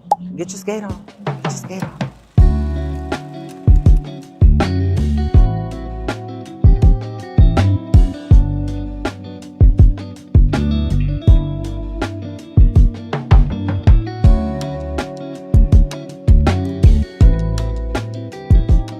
Quick question for you. Are there any new things to do in Las Vegas for 2025 that we haven't mentioned that you want to try or that you really enjoy? Let us know in the comments below. We would love to hear about that. Welcome back, foodies. This is Tanya and Dave, your Las Vegas locals. Today, we're taking you to the best places to eat in Las Vegas that won't break the bank. I mean, Las Vegas can be a very expensive place to eat, especially on the Strip, and it's easy to spend a lot of money in restaurants. We're going to show you where to eat in Las Vegas without getting ripped off, whether on the Strip, off the Strip, or downtown, including some local favorites, hidden gems, and some must-try cheap eats. But before we do, y'all, we are inches away from our 200,000 subscriber milestone. So take a second and hit that subscribe button and that notification bell so you keep getting some of the best Las Vegas content out there, and we'd appreciate it. First up, we're heading off Strip and downtown. Now these spots are perfect for those who want great food without the Strip prices. At Big Sur Oyster Bar in South Point, we really enjoy the fresh seafood experience without the hefty price tag. The oysters are a must try, and starting at just over $1.20 each during their What the Shuck specials that run until 4 p.m. daily. Located at 9777 South Las Vegas Boulevard, South Point is a bit south of the main strip, but worth the trip. The Bootlegger Italian Bistro is a long-standing family-owned restaurant that has been serving Vegas locals since 1973, with a cozy atmosphere that we always love. And we always feel as though we're taking our journey back into Vegas history when we dine there. The Bootlegger's fresh pasta dishes are a must-try, and their ravioli is one of our favorites, priced at around $20. Now, it's nothing fancy, but it's a long-standing staple here in Las Vegas and worth the visit. You can find this Las Vegas gym at 7700 Las Vegas Boulevard South. Now, Ellis Island Barbecue is another hidden gem that we frequently visit for a full rack of baby back ribs at just $19.99 with the player's card. It's a great value, y'all, and it's located just off the Strip at 4178 Koval Lane, and well worth the short trip. For you taco lovers, Taco y Taco offers authentic Mexican street food and is one of our favorite taco spots in all of Las Vegas. We do love their street tacos, which start at just $3 each, and their Mexican street corn on the cob, at $4. Now, it's a bit of a drive from the Strip, but well worth it. You can find them at 9470 Southeastern Avenue. Now, Tacos Los Barrios is another fantastic family-owned taco spot we recommend with quesadilla to die for, and they're priced at just $3.88 each. What's cool is that they initially started with just a food truck in North Las Vegas that soon became widely popular, and Tacos Los Barrios subsequently opened a restaurant at 7025 South Durango Drive. Let us continue the Mexican theme and head next to La Vencida, also known as Pico de Gallo, which serves up some of the best authentic Mexican dishes in Las Vegas. We initially highlighted La Vencida as a local hidden gem during the pandemic, and they have since exploded in popularity. And if you go, tell them Tanya and Dave from Turn Up World said, Hola! Echo and Rig is a combination butcher and steakhouse that offers high quality steaks at incredibly reasonable prices. Currently with locations, the original at Tivoli Village in Summerlin and the second next to Green Valley Ranch in Henderson, you can find the same steaks offered on the Strip at half the price, y'all. For example, you can get an excellent cut of ribeye for about $41. If you're looking for a top flight steakhouse experience in downtown Las Vegas that won't break the bank, Oscar's at Plaza is well worth checking out. You can't beat the downtown location, and the restaurant has a classic Las Vegas vibe. It's one of our favorite cuts of Manny's 9-ounce rib cap for $65. We recommend reserving a booth that has a view of Fremont Street. On Fremont Street, not far from Oscar's, you can find Hugo's Cellar at 4 Queens. Now, Hugo's Cellar is one of the more romantic restaurants in Vegas for a special occasion, and it offers a unique dining experience that we consider perfect for special occasions. One of the more expensive side versus many of our prior recommendations, their 10-ounce New York strip will run you about $62. A lesser-known steakhouse that offers steaks at a good value is the Charcoal Room at Palace Station. Now, we recommend trying their bone and ribeye for about $57.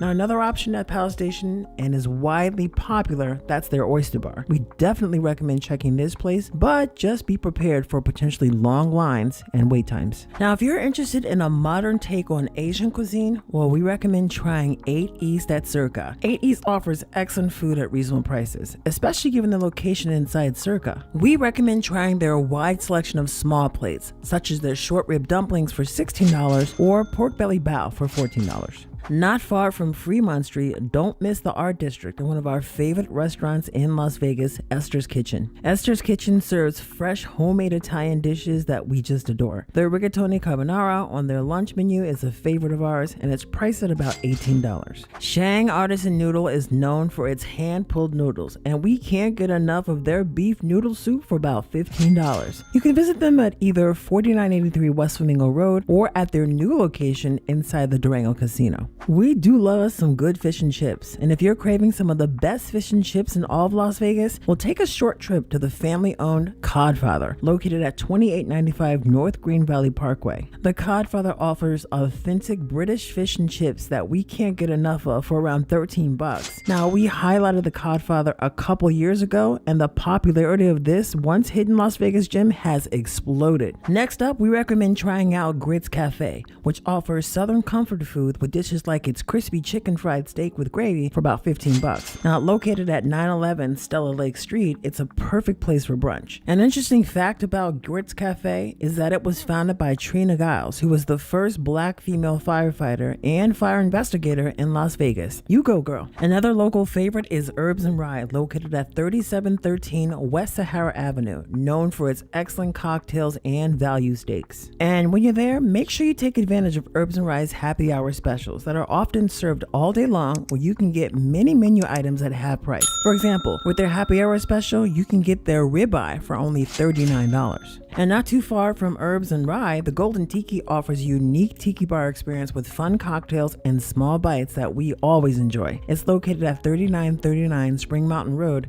It's a great spot for a drink and a snack. Just be prepared, because the graphics feel a little bit psychedelic, and the artwork in those bathrooms, you'll see. You know, sometimes you just want a good burger, and one of our favorite burger spots is Fuku Burger, offering delicious Asian-inspired burgers for about $10 each. You can visit them at 3429 South Jones Boulevard. It's well worth the trip if you're in the mood for one of the best burgers in Las Vegas at an affordable price. Now, we can't really talk about burgers without talking about pizza too. Pizza Rock is one of our favorite pizza places in Las Vegas, with locations both downtown just off Fremont Street Experience and inside Green Valley Ranch. We love their gourmet pizzas, and they start at around $18. And if you're already downtown, well, another popular pizza spot worth checking out is Evil Pie in the East Fremont Street neighborhood. Evil Pie has a fun, cool vibe and serves up some excellent pizza at a good value. They offer fun Evel Knievel themed pizzas that we can't get enough of. Their cheese slice is about $5.75. Now, if you're out late and crave some good value food still open, well, consider making a trip to Coronado Cafe at South Point and its famous graveyard specials. If you get there right before midnight, you will likely even see a line waiting to enter once the clock strikes midnight. From midnight to 6 a.m., you can get steak and eggs for only $6.45. Now, let's head to the Strip for some delicious and yes, actually budget-friendly options. Obviously, the Strip has many restaurants that are great for special occasions, but most will also take a good bite out of your wallet. We're gonna cover some of the more reasonably priced options and cheap eats that we recommend. Rira at Mandalay Bay is one of our favorite Irish pubs in Las Vegas. It has a lively atmosphere with live bands performing on a regular basis. The food is also very good. It's on the more expensive side, however, with their excellent fish and chips setting you back about $26. Yardbird at the Venetian serves Southern comfort food that is top notch. Now, almost anything at the Venetian will be on the pricier side, but we believe Yardbird is still worth it. We recommend trying their famous fried chicken, which will set you back about $35. You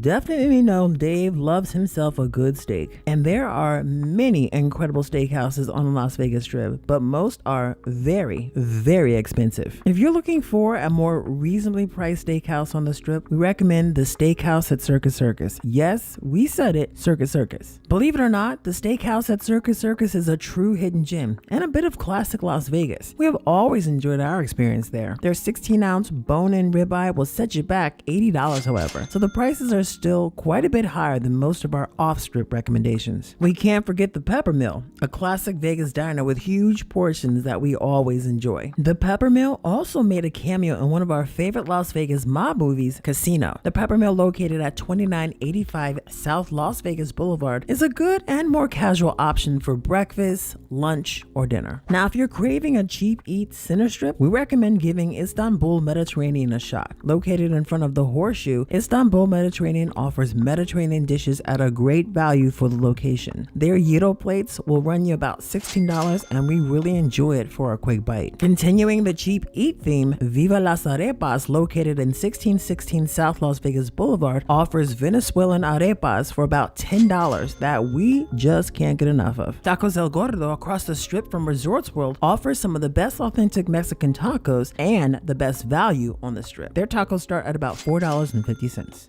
Okay, I need to mention this great place for a good value hot dog. The Dive Bar Stage Door Casino, located behind the Cromwell, offers cheap drinks and eats that we really enjoy, including a very good hot dog for only $2, y'all. Ocean's One Bar and Grill at Planet Hollywood offers some of the best lunch specials center Strip. Every menu item on their lunch menu is $5.99. You can't beat the price, and the food is actually pretty good too. Let's Talk Pizza, Center Strip, where one of our favorite pizza locations in Las Vegas is located. That's, of course, Secret Pizza at Cosmo, which offers delicious New York style slices that we really enjoy. You can get a slice of cheese for about $6.50. Tip, just grab yourself a couple extra napkins, because that pizza is delicious, but it is greasy. Greasy good. And finally, let's talk breakfast. Here are some great spots to start your day in Vegas, all for a good value. But first, be sure you're following us over on our Instagram at Turnative World for more hidden gems behind the scenes and all things Las Vegas. Blueberry Hill offers classic breakfast dishes made from scratch. They have multiple locations, including one at 1505 East Flamingo Road. If you're heading there during the weekend,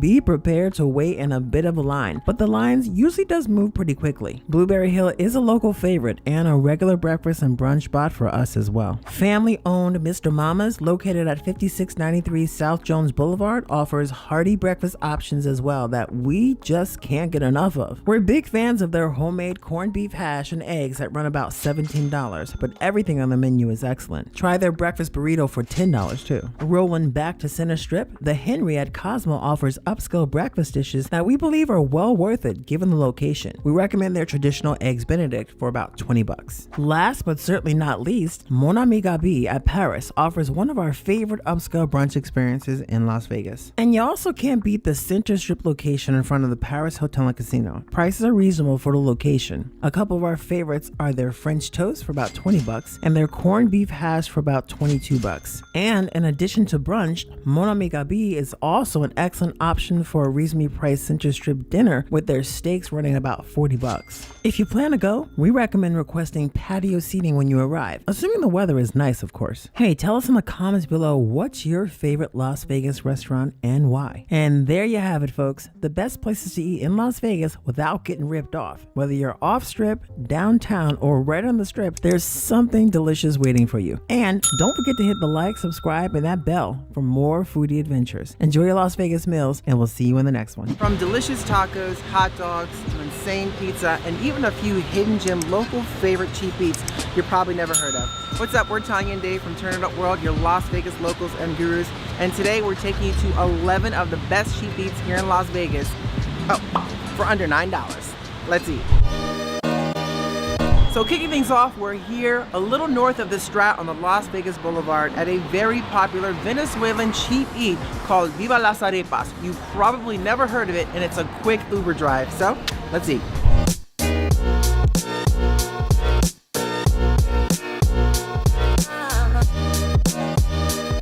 So this place is really well known for its wood-fired beef and wood-fired chicken. Now the beef is $8.50 and the wood-fired chicken is $7.50, but it is absolutely delicious.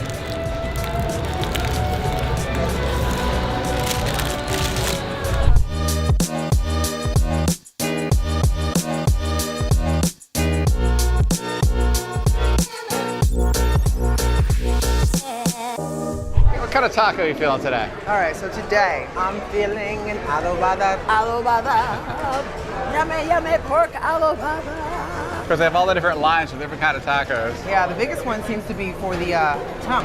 Yeah, beef tongue, right? That's like the most popular line here. Lengua. Thank you.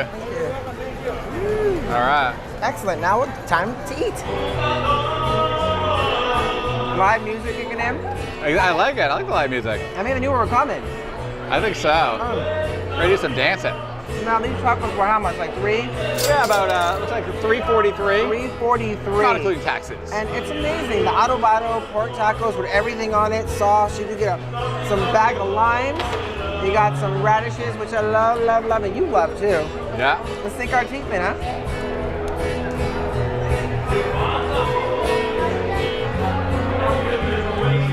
Come on, let me hear it. Good.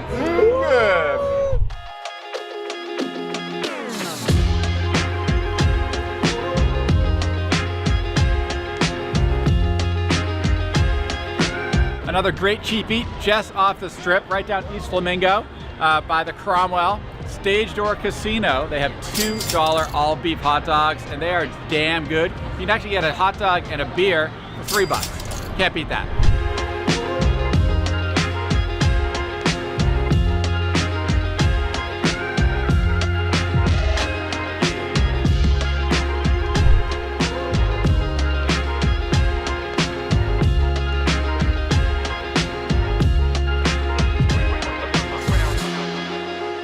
Another cheap eat that we've been to many times is Ocean One Bar and Grill, where every lunch item on the menu is $5.99. You can have anything from grilled salmon to a half-pound sirloin burger, a lot of great stuff.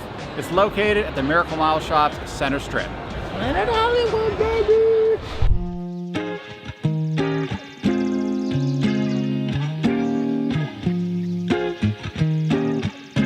Hey, just really quick while we're here in the Miracle Mile shop, if you are looking for a cheap breakfast, now this is not on the list, but this is a bonus, you can check out La Salsa Cantina behind us. They have a $5.99 breakfast special, and they have 99-cent Bloody Marys, but those 99-cent Bloody Marys, a little tight, but hey, it's 99 cents. Now this next cheap eat here is also at the Miracle Mile Shops, Planet Hollywood. We really enjoy this one. Now a lot of you that have been following us know we like our late night eats here at Earl of Sandwich. And you can get one of their sandwiches for $8.99. One of my favorite is the turkey sandwich. The hot turkey. It's almost like Thanksgiving in a bun. Delicious.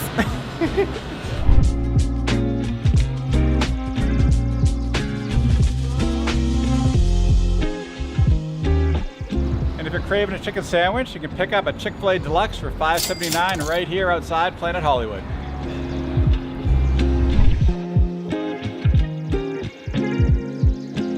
And if you're looking for a good cheap hot dog, head over to Casino Royale for the $2.99 foot-long hot dog.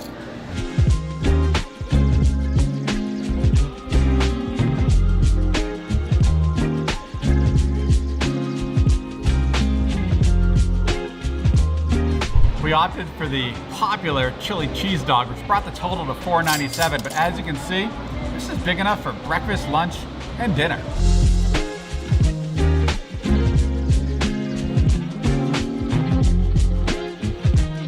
And just a quick note, these are all beef Nathan's hot dogs. And if you're craving a beer, you can get a bottle of beer here for $3.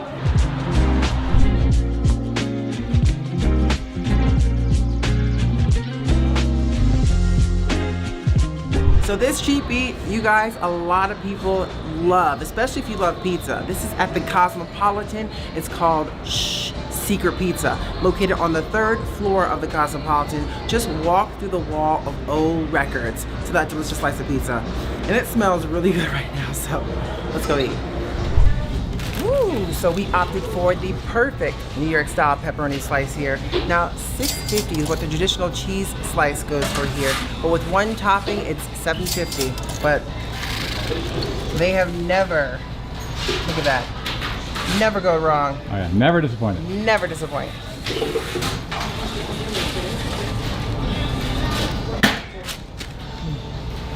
Oh, now we're part of the cool kids, you guys. If you come to Secret Pizza, look for that right there. Oh, we're on it. You see us? We're right there. Look for that sticker. Take a picture and tag us in it. Hashtag Turned Up World. Ooh.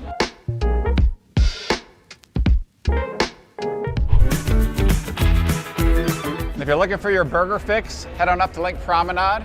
Check out In-N-Out Burger, some great value. Babe, do you have a favorite? I do, favorite? and it's not from the secret menu. I actually enjoy just a double with onions and cheese. Ooh, double. Grilled onions. Grilled onions out. That's the trick. That's the trick. All right, and for those wondering, In-N-Out opens up at 10:30 daily and then closes at 1 a.m. Monday to Thursday and actually 1:30 a.m. Friday and Saturday night. So you can get your late night eat on. Absolutely.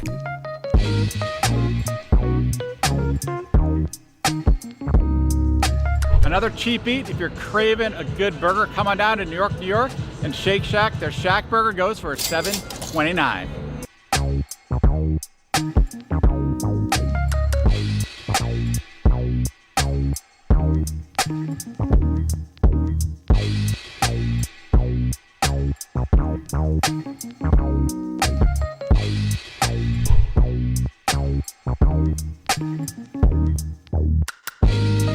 So a really great cheap eat here in Las Vegas is found right here at the South Point Hotel and Casino, which is basically located on the further side of the Las Vegas Boulevard. I will say it's a really cool place here called the Coronado Cafe. And right now, Dave and I are about to dive into their graveyard special. So it's a deep discounted price on a few select items off of their menu that, yeah, I'm talking really cheap, like shrimp cocktail for $2.95 and steak and eggs for like $6.45, which traditionally that can go for substantially more, right? Right, exactly. Of course, the graveyard special is what, 12 a.m. to 6 a.m. every day. Every morning. 7 days a week. So come get your graveyard special on, for this is definitely a true cheap eat. Truth be told, I'm about to order 2 shrimp cocktails and a steak and eggs. Just saying. And a milkshake. Okay.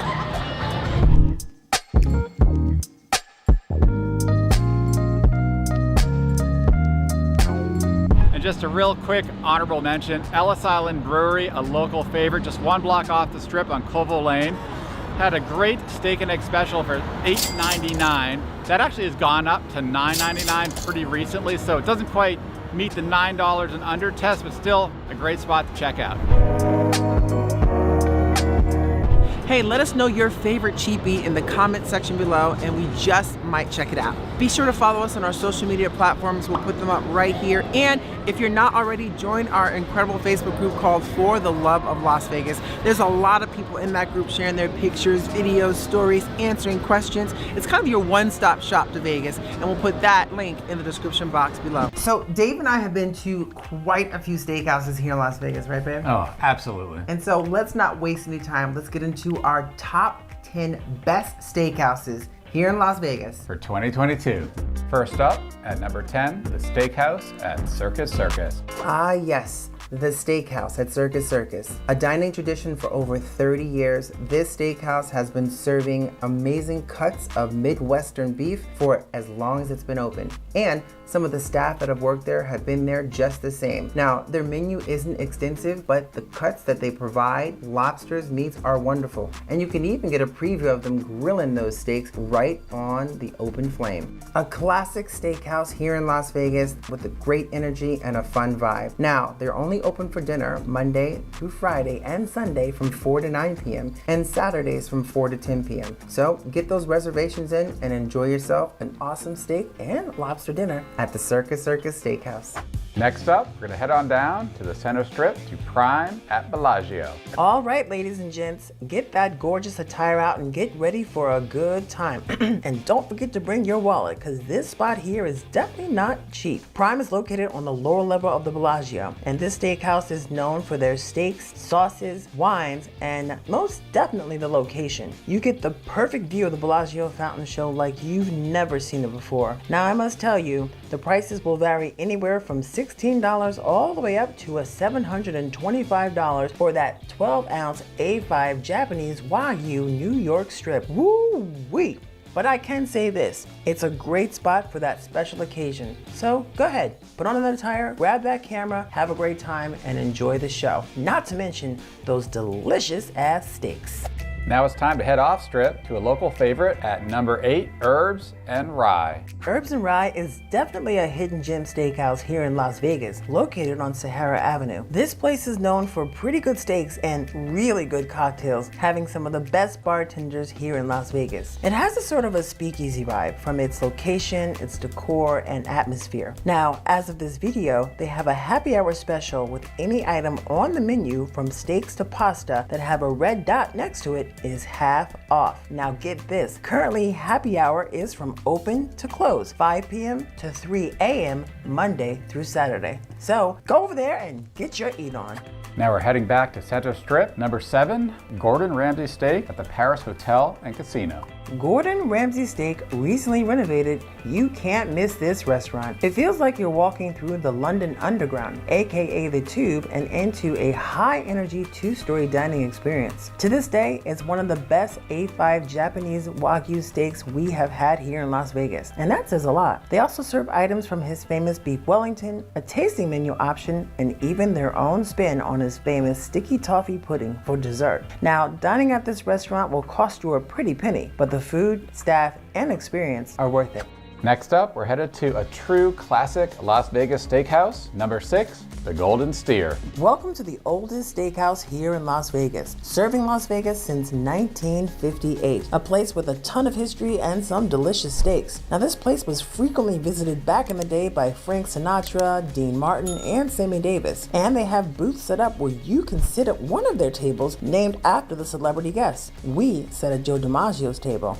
Home run! They have some great steaks and some of the best tableside Caesar salad we've ever had. And if you're a lobster fan, you should definitely try the Jumbo Western Australian lobster tail. It was really good, and I've never had anything like it before. Golden Steer is located on Sahara Avenue, and this classic steakhouse should definitely be on your must-try list. And before we get to the final 5, we have a honorable mention, Bizarre Meat by Jose Andre at the Sahara. Not your typical steakhouse. Think of it as art on your plate. Serving a creative spin on just about everything on your menu, this place will have your taste buds overwhelmed yet satisfied. I would certainly say plan to spend some dinero in this place, but it's a dining experience you will never forget.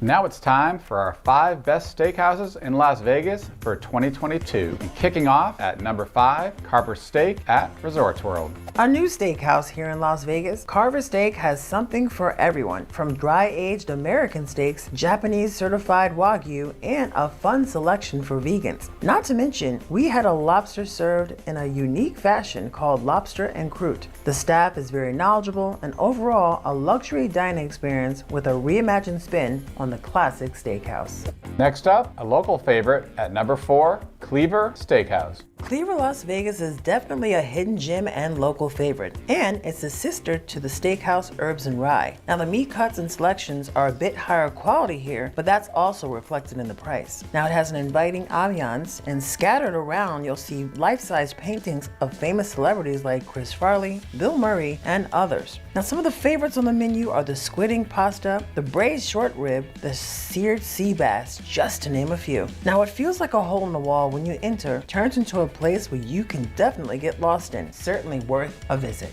Ooh, coming down to the final 3. Ooh, that's right. Are you ready? I'm ready. You ready? Should we kick Drum it roll, off? please. Drum roll, please. What, you want a little something more? You know it. You want a drum beat? Oh. Here we go. Hey, Go. That's like the ritual. That's what we do. Play that beat, boom, play that beat, boom, play that beat, boom, boom.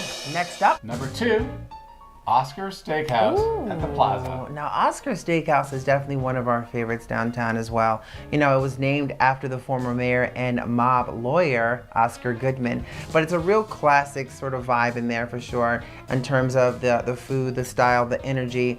The staff is phenomenal, and the steak is delicious. Yeah, you know, the staff is amazing, and we love the rib cap there. Oh yeah. Excellent. Absolutely. Our favorite spot would be sitting out there looking at the lights of Fremont Street Experience, where you can really soak it in. They have glass ceilings around. It's just an incredible place to really kind of capture that downtown Las Vegas steakhouse vibe. Feels like classic Vegas, right? Great location, well worth the visit. Well worth it. Coming in at number 1,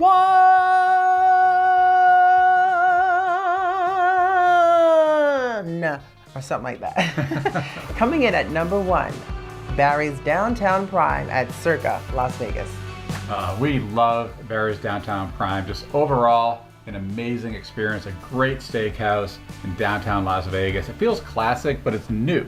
Absolutely, right? yes. You know, Chef Barry Daycake really kind of captured in the team, bringing in that sort of modern meets old school. And you can feel at the moment you walk in, from the classic designs to the modern designs, the food is to die for. And one of our favorite places to sit in Barry's is actually the Tufted Highbacks, which is just a great place to kind of enjoy people watching on top of enjoying some of that food. And you can get those drinks served with a bar cart. Those old fashions can come to you via bar cart. Right. Lots of great things. Exactly. And of course, we love the rib cap there. It is excellent. Definitely worth giving it a try. Yes, and the desserts are to die for, from having a tabletop s'mores to baked Alaskan. So there's so many great things that you can try there at Barry's Downtown Prime. We really enjoy it. And the main thing is it's consistent. Absolutely. So give it a try. Hey, what's up, you guys? It's Tanya and Dave from Turn Up World, your Las Vegas locals and gurus. Now, Las Vegas has gotten pretty expensive. So today we're going to share with you how to travel cheap to Las Vegas. Basically, how to save a lot of money on your trip to Las Vegas. All right, let's kick this off. Woo!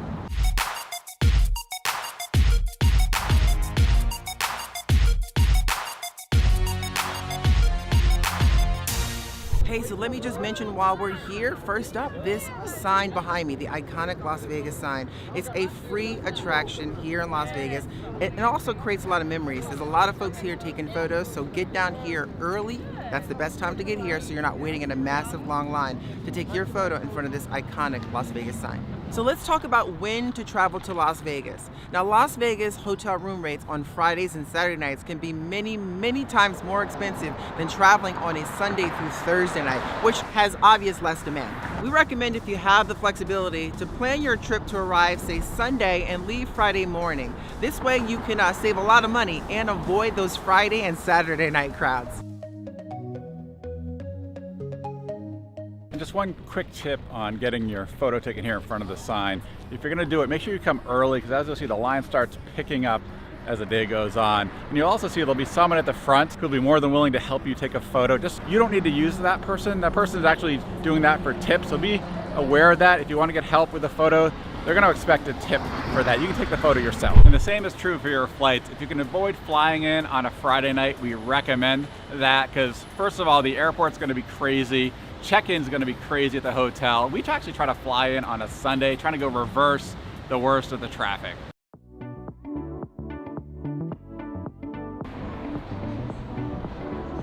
All right. Now, another money-saving tip in terms of when to travel is to avoid major conventions and festivals if you can, if you have that flexibility, because you'll see if there's a major convention going on, hotel room rates can definitely spike up. So just keep that in mind and check the calendar for festivals and conventions. You can also save a lot of money traveling off-peak season to Las Vegas, and that tends to be from November through February. Room rates should be a lot cheaper. Be sure to sign up to the players cards. You know, loyalty programs at hotels and casinos, they tend to track your spending at the resorts as well as your gambling, which then can turn to things like comp rooms, free parking, discounts on shows and restaurants. So it's really important to keep that in mind when you're traveling to Las Vegas. Oh, and with that being said, just make sure you charge everything to your room. You know, some things may not apply to the loyalty points, but having everything charged to your room allows you to make sure you get the things that are attached to that card apply. All right, here's a really quick suggestive tip for those of you that do tend to gamble quite a bit here in Las Vegas. You might want to take that Players Rewards card and head over to a casino host. If you are spending an ample amount of money, they may do things for you, like remove a resort fee, comp a room, things like that, but you never know unless you ask. So head over to the host at the casino you're staying at and let them know you spent some dinero. Oh, and if you are new to Las Vegas, you may want to sign up at home to the MGM and Caesars Rewards cards, because they may even offer you a discount on your initial stay or perks like that. So keep that in mind when coming to Las Vegas for the first time. Check those reward cards online.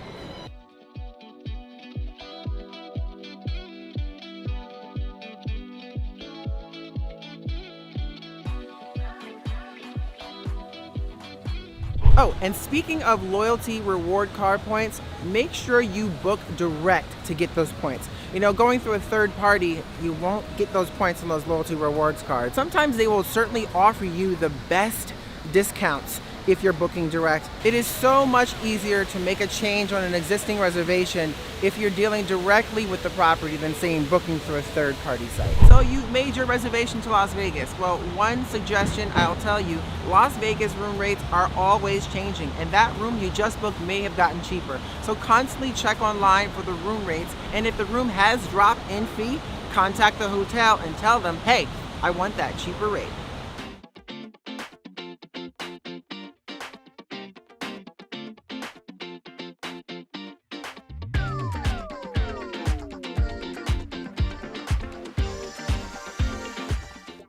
The cost of eating out in Vegas can really add up. You save a lot of money actually cooking meals in your room. And so to do that, you need, of course, a room with a kitchen. And so we recommend doing that potentially if you want to really save money on food. Cook in your hotel room. Two of our favorite spots with a kitchen are the Vidara and also the Signature at MGM Grand.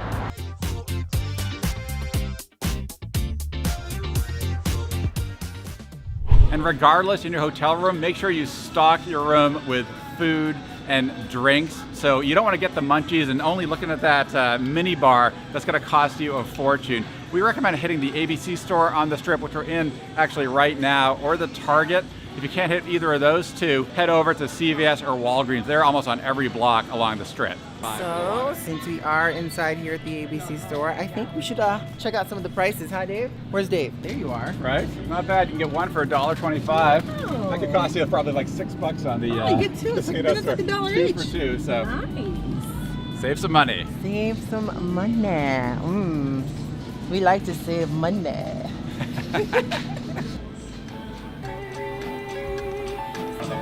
You can also spend a lot on drinks in Las Vegas. So another tip, buy your liquor here, say at the ABC store, bring it to your room, prepare a drink in the room, enjoy it there, save a lot of money. Plus, take your drink out of the room onto the Strip in a plastic container, because that is legal in Las Vegas, so don't forget that.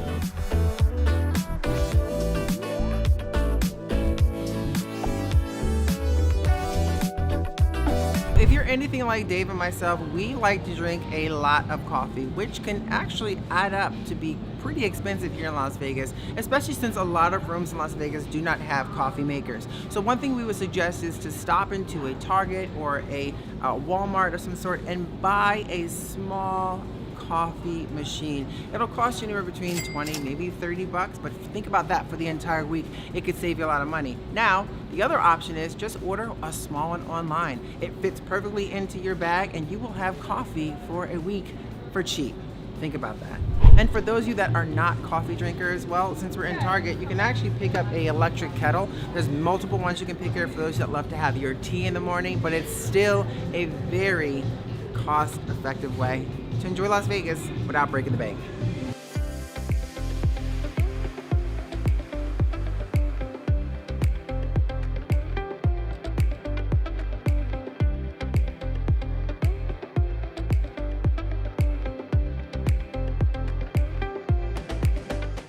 And if you love table games, just avoid games with player-unfriendly odds, which you'll definitely find in some places on the Strip, like 6-5 blackjack or 000 roulette. Avoid those. You can find 3-2 blackjack, or at least 0 roulette, maybe even single 0. So look out for those opportunities and just have fun.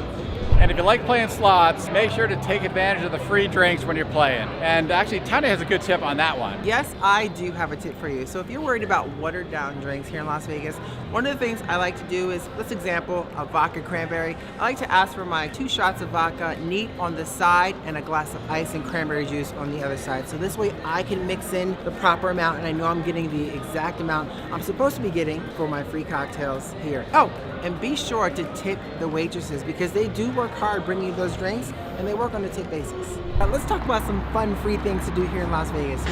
You should take advantage of some of the cheaper free activities here in Las Vegas, especially if you're new to Las Vegas, like the Bellagio fountains, the Mirage Volcano, which is going to be going away soon, so definitely make a memorable moment there, as well as a bunch of other things that you can do here just on the outside enjoying the Las Vegas Strip, as well as downtown. And just south on the Las Vegas Strip, you should definitely check out the fun Pinball Museum. It's a lot of fun. You could spend quite a bit of time in there playing some of the classic pinball games, and you cannot forget to check out the Bellagio Conservatory. Changes several times a year, but some of the displays are absolutely breathtaking.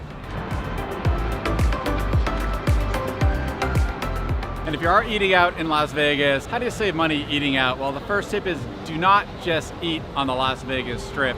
There's some amazing local favorites around Las Vegas, downtown, and some of the neighborhoods like Chinatown, the Arts District. We have a lot of videos covering some of our favorite local restaurants in Las Vegas, so definitely check that out.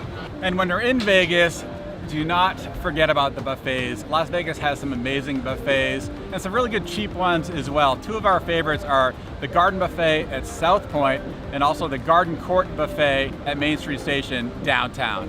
We hope this video helps save you money on your next trip to Las Vegas. And if there are some money-saving tips that we didn't mention, please let us know in the comments below. We would love to hear about them. Absolutely. What's up, y'all? It's Tanya and Dave, your Las Vegas locals, and we are back with another Las Vegas travel tips video. Now, this time we're talking about 7 hidden fees that you need to be aware of. Now, some of these are pretty dang sneaky, and some of these are new, brand new to Las Vegas. Now, it's really important that you are aware of these hidden fees, especially before your trip to Las Vegas, and the options you may have to potentially avoid them. But first, y'all, we are super close to hitting our 200,000 subscriber milestone. So if you haven't done so, take a second, hit that subscribe button and that notification bell so you keep getting some of the best Las Vegas content out there. And we thank you. Las Vegas has no shortage of hidden fees that can sometimes surprise unsuspecting tourists, from the hated hotel resort fees to restaurant concession fees, plus new fees that seemingly pop up all the time. From hotels to restaurants, these fees can add up quickly. We want to make sure that you're prepared on your next visit to Las Vegas. So first up, let's talk about the brand new Ice Contact Center fee. Now, MGM Resorts just introduced this fee, which can be a real shocker if you're not aware of it. Now, what is the Ice Contact Center fee? Well, if you want to talk to a real live human being to book your reservation, well, MGM's going to charge you an extra $15 per night. Now, you can dodge this fee if you make your reservation online, but come on, y'all. Not everybody is tech savvy and wants to go online to book their reservation. Some still prefer to talk to a real live human being. So how do you avoid this fee? Well, one, you can do exactly what we talked about earlier. Make your online reservation yourself using the MGM website or the MGM app, which is what we do. Or two, if you're gonna talk to a real live human being to make your reservation, we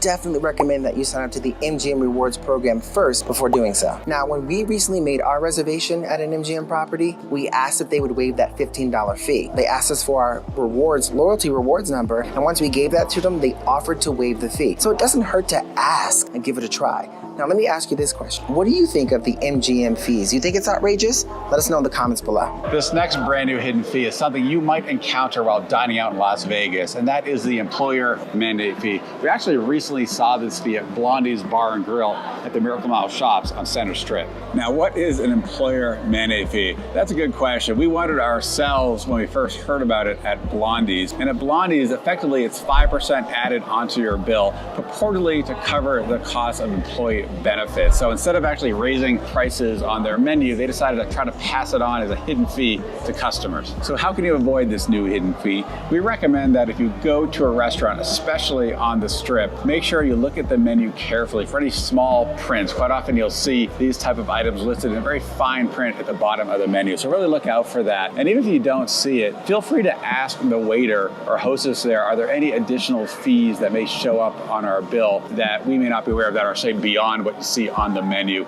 It's certainly fair to ask that question. And if they do say they actually do have that fee, you can certainly ask to have them remove it. We've had success doing that in the past on these types of fees. So certainly ask that. It doesn't hurt. And if they refuse to remove it, then you can always go to another restaurant and not give your money to this restaurant that actually is charging that fee. Now let's talk about the infamous hotel resort fees. Well, resort fees are certainly not new at all. They have been going up and up, especially recently over the past year. So that, for example, right now, the Rio just announced that their resort fee is now $50 per night. And that is pretty shocking to us. I mean, $50 per night resort fee at the Rio, that's a lot. And earlier in the year, MGM actually raised their resort fees across the board. So now, for example, the resort fee at Bellagio, Vdara, Aria, the Cosmo are all $50 a night as well. And that's also true over at Venetian Palazzo, where the resort fee is $50. So those fees are just going up, and it's pretty crazy. Nearly every hotel on the Strip and most of the hotels down on Fremont Street downtown have resort fees, and they tend to range from about $35 per night up to the $50 per night that we just discussed. And don't forget, that's actually before tax. You're also charged tax on the resort fee, which is a whopping 13%. While resort fees are certainly aggravating, we don't blame you for getting frustrated when you see those turn up on your bill. We still believe that Las Vegas hotels offer a very good value relative to other major destinations around the world. And that's especially true if you can travel midweek and avoid the crazy and pricey Friday and Saturday nights. But just be aware, when you're booking a hotel in Las Vegas, especially on the Strip, you're most likely going to have a resort fee. So factor that into your budget. If you do decide to avoid hotels that charge resort fees and are thinking about staying on the Strip, one of the only options on the Strip right now that does not charge a resort fee is Casino Royale, which is next to Harrah's near Center Strip. It's more of a budget hotel and not really for everyone. So just be aware of that before you decide to book and stay there. Alternatively, some resorts will offer resort-free booking options. For example, Treasure Island quite often has what they call like a TV ad special, where you can actually book a rate that won't have a resort fee. Now that rate is going to be higher than, say, the regular rate that you'll be charged a resort fee. So you need to balance those two out. But if you're thinking about Treasure Island, make sure you call and ask about that option. Now, off the Strip, there are many more options like these right here. But one of our favorites, sort of just off the Strip, is the MGM Signature, which you can pay no fees if and only if you book it directly through Airbnb, not MGM. Now, downtown, you can consider no resort fee free options like the Four Queens, or you can consider somewhat relatively new, the English Hotel in the Arts District. And we would certainly not recommend not staying at a hotel simply because it charges a resort fee. If you do that, you're essentially eliminating some of the best hotels and resorts in all of Las Vegas, including those on the Strip, downtown, and also some of our local favorites. Now, if you do decide to stay at a Las Vegas hotel casino that has resort fees, there are legitimate ways where you can get those resort fees waived. And one, we talk about this all the time, make sure you have the loyalty rewards card. Build up those points. A lot of times, some of those options on there are waived resort fees. And two, if you have a legitimate issue with your room, let the front desk know. They want happy customers. Now, make sure it's a legitimate excuse, not some cockamamie story to get those resort fees waived. Please don't do that. You know, one of the things I always say is if there is an issue with your room, call down, let them know, because they do want repeat business and happy customers. And 9 times out of 10, they'll resolve your issue. Let's move on to parking fees, y'all. Gone are the days of free parking on the Las Vegas Strip. You know, not that long ago, free parking was rampant in Las Vegas. But over the last year, parking fees have come back with a vengeance. If you've been following us for a while, you know we used to provide you with a decent amount of places you can park for free on the Strip, like the Venetian Palazzo, Wynn Encore, and even the now gone Tropicana.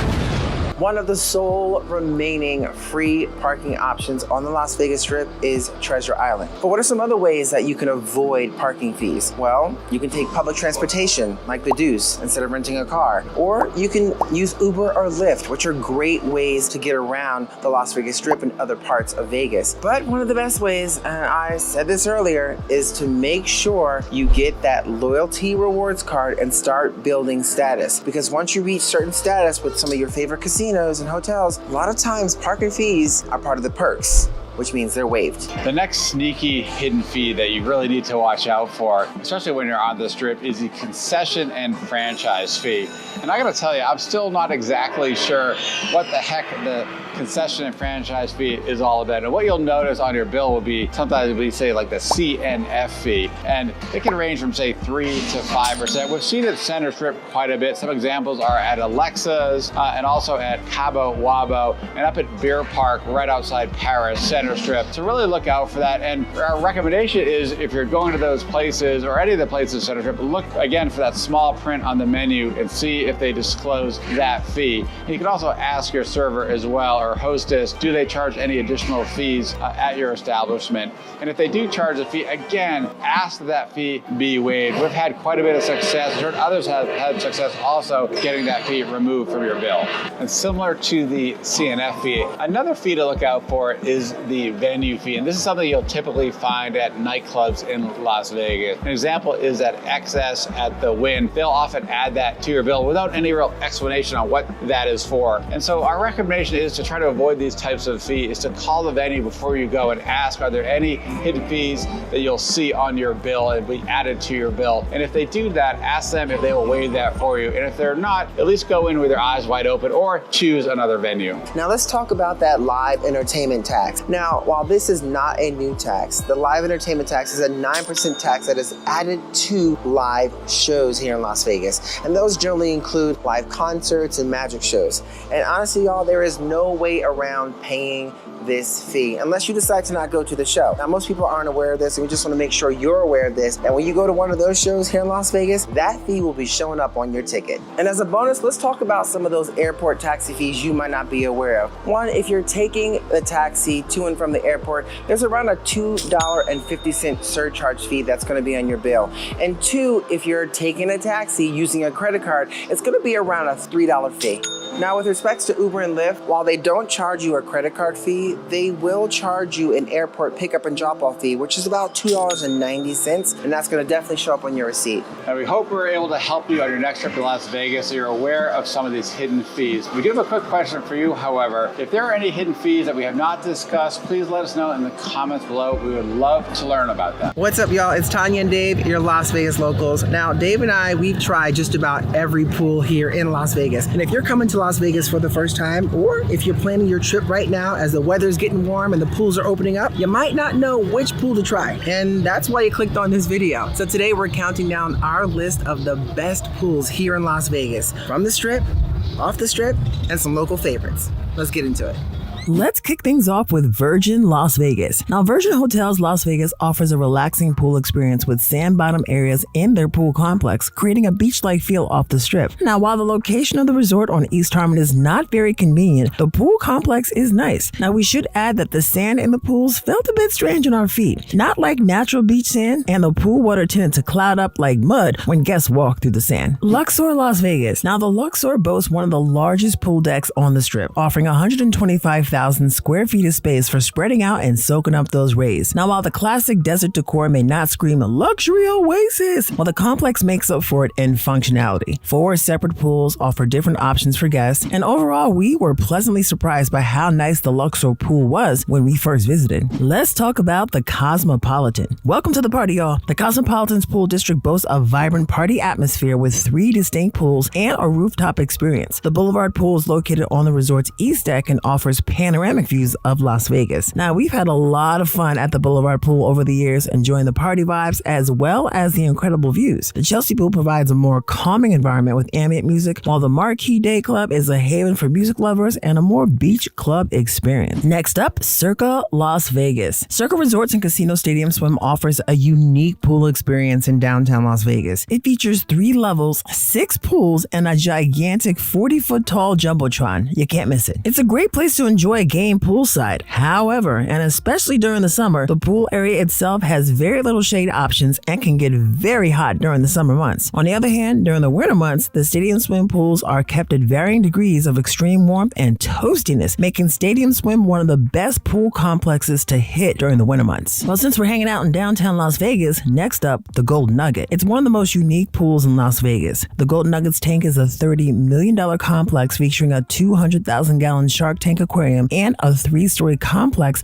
with an enclosed water slide passing through the shark tank. Now, the pool complex offers varying experiences depending on the chosen floor. Now, the ground floor level features the largest pool, surrounded by the shark tank. The second floor, which is pretty cool, offers private day beds, and the top floor houses luxury cabanas. The Hideout, located on the 3rd level of the complex, is an adult-only area featuring an infinity pool, chaise lounges, premium cabanas, and a walk-up bar. So the Golden Nugget is our favorite pool experience in downtown Las Vegas. Well, if you are a party viber, well, next up is Flamingo. Welcome to perhaps the best Las Vegas pool party. Now, Flamingo's Go Pool is a 21 plus pool club featuring live DJs with pulsating music, chic cabanas, and a lively party atmosphere. Now, Flamingo's family pool offers a 15-acre tropical retreat featuring cascading waterfalls, pools, and lagoons catering to both families and adults. If we want to get our party on Center Strip, well, this is one of our favorite places to go. If you're looking for more of a private, exclusive pool experience, well, consider the Waldorf Astoria's rooftop pool. It's a very relaxing and elegant first-class experience, offering some nice views as well. This is one of our favorite pools for a special occasion when we want to relax in luxury and just be pampered in a more private environment. Venetian Palazzo. Well, Venetian Palazzo offers a large pool complex that includes a combined 10 pools spread over 5 acres. Now, each pool offers its own experience, from the lounge-like luxury atmosphere of Azure to the cabanas of the Venetian pool deck. Given the variety, Venetian and Palazzo are very good options for both families and adults. The pools can get very crowded at peak times, however, so you may want to get down to the pool early to grab your preferred spot. Otherwise, you might be sitting in the corner next to the trash. MGM Grand. The MGM Grand's pool complex is massive, covering 6.5 acres. Now, it features 4 swimming pools, 3 whirlpools, free-flowing waterfalls, and a 1,000-foot very fun lazy river. For us, the lazy river at the MGM is something we really enjoy. One of the pluses and also a drawback of the MGM Grand is its sheer size. If you're coming from your room at the resort, you'll find that it's a very long walk to get all the way across the huge resort to the pool complex. The lazy river also attracts a younger crowd, so it's not necessarily the most relaxing pool experience if that's what you're looking for. Now, before we get to our final 7, if you haven't done so, please take a second and go ahead and hit that subscribe button and that notification bell so you keep getting some of the best Las Vegas content out there. Oh, and right under this video, the symbol that looks like a thumbs up, go ahead and hit that. We'd really appreciate it. Next on the list is the Aria Pool Complex, which consists of 3 large elliptical-shaped pools surrounded by palm trees. Now, this pool complex offers comfortable day beds and cabanas, poolside dining services, and a separate pool area specifically for adults. If you've been to the Aria, you know it's the epitome of Las Vegas modern luxury, offering a unique combination of relaxation and entertainment, and the pool area is no exception. Now, during the hot summer months, the Aria Pool can be a great place to relax not only in the pool, but also when lounging poolside. The many large palm trees throughout the complex provides lots of opportunity to move out of the hot sun and into the shade. The Palms. The Palms Pool Complex features 2 main pools and a vibrant atmosphere with private cabanas and plunge pools. The private cabanas are very nice, and the plunge pools are incredibly refreshing during the summer months. If you're a local, make sure to keep your eyes out for deals too. Palms recently offered a free cabana for locals Monday through Thursday. While the location just off the strip is not ideal, we always have a great time at the Palms Pool Complex when we are there. And before we get to our top 5, we have a few honorable mentions, one being new and a few local favorites. The newest entrant on the Las Vegas scene is Fontainebleau Las Vegas and its 6-acre pool complex known as the Oasis Pool Deck. Well, this complex may eventually rise into our top 5, but for now, we're going to leave it unranked as the new kid on the strip. The Fontainebleau offers 7 distinct pool experiences. The centerpiece is the Oasis Pool, featuring 3 interconnected bodies of water where you can lounge by the centrally located Blue Isle Bar. And for a more luxurious experience, well, the VIP Legacy Pool offers the most extensive cabana options, complete with butler service. Another option is the Day Bed, Live Beach, featuring world-class DJs. We are very excited to really experience all this new pool complex has to offer, and believe you and me, we will. A new local favorite, Durango Las Vegas. One of our new local favorite casinos, the Durango Las Vegas, opened its Bel Air Backyard Pool Complex in May 2024. It features a beautiful 7,200 square foot pool, a central fountain, 2 poolside bars, and of course, luxurious amenities like private cabanas, oversized day beds, and lounge chairs. If you have not yet checked out the Durango, well, we recommend doing so. We believe it's well worth it. And continuing your escape from the craziness of the Las Vegas Strip and downtown, well, you can head over to the next local favorite, M Resort. Located off the Strip, the M Pool at the M Resort is a popular choice among locals and tourists alike. The pool complex spans over 100,000 square feet and is equipped with 2 infinity edge pools, cozy cabanas, plush day beds, and an adult-only pool club known as Daydream. The M Pool's expansive layout and luxury amenities provide a relaxing and fun environment. The M is one of our favorite local getaways when we need a little refresh. The next local favorite is Red Rock Resort Pool. The Red Rock's pool area provides a serene getaway from the bustling Strip energy. The area features a main pool, a private pool area, and 19 private cabanas. space. The tranquil setting and top-notch amenities makes it a perfect spot for relaxation. Green Valley Ranch. Green Valley Ranch Resort's expansive 8-acre backyard features a zero-entry sand-bottom pool that creates a gentle beach vibe that's perfect for families. For a truly unique experience, there's also the Pond, a secluded VIP area offering European-style bathing and bottle service, seasonally available. And now, drum roll please.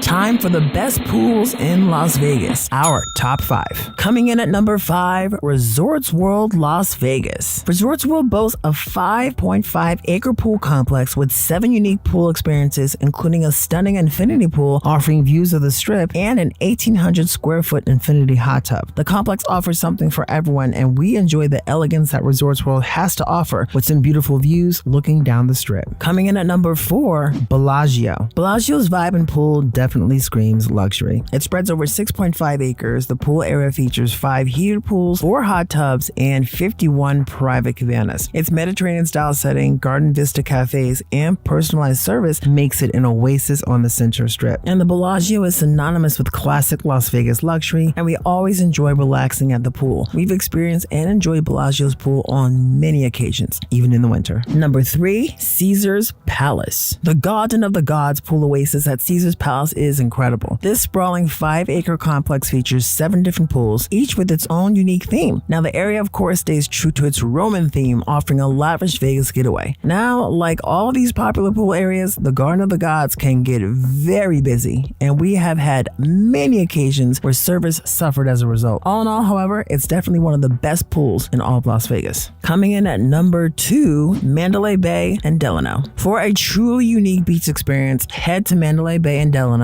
and their massive 11-acre aquatic playground. This place is truly incredible, featuring a wave pool capable of producing waves up to 6 feet high, a fun lazy river, 3 swimming pools, and 2,700 tons of real sand. Y'all, it's so authentic, you can almost forget you're in the middle of the desert in Las Vegas. Now, the only drawback is that it can get very busy during school vacations. It's not necessarily the most elegant or relaxing experience, but it's really a one-of-a-kind beach experience in Las Vegas. And now, for our overall favorite pool experience in Las Vegas. Our pick for the best Las Vegas pool. Another drum roll, please.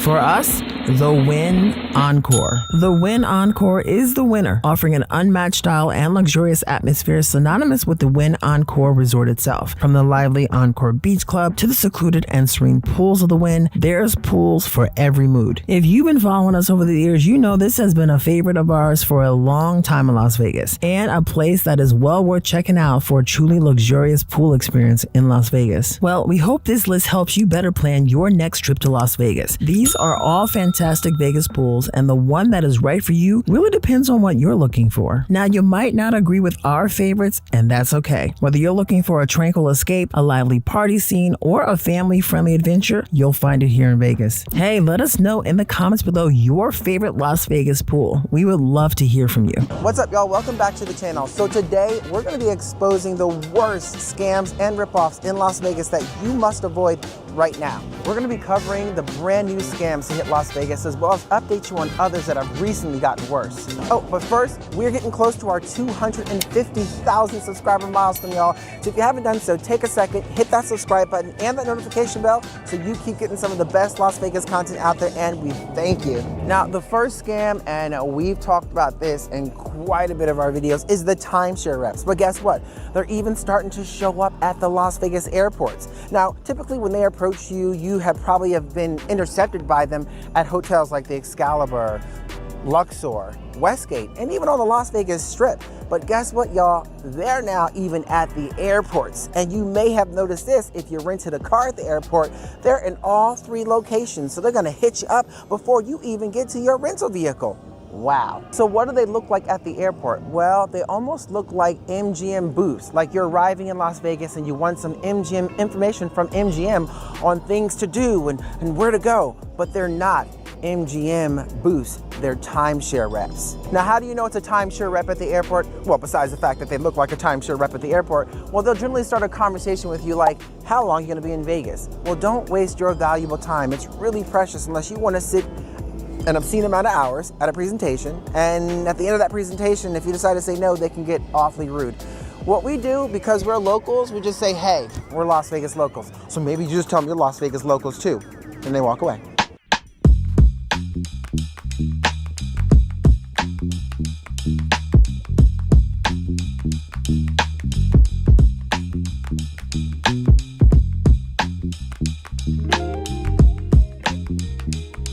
And this issue can be even more pronounced during busy weekends or big events like, say, the Super Bowl last year or CES, when there's a ton of people in town. And another point on Uber, if you're out partying late at night and there's, say, some beautiful woman who says, hey, share this Uber with me, you can kind of save some money sharing the Uber.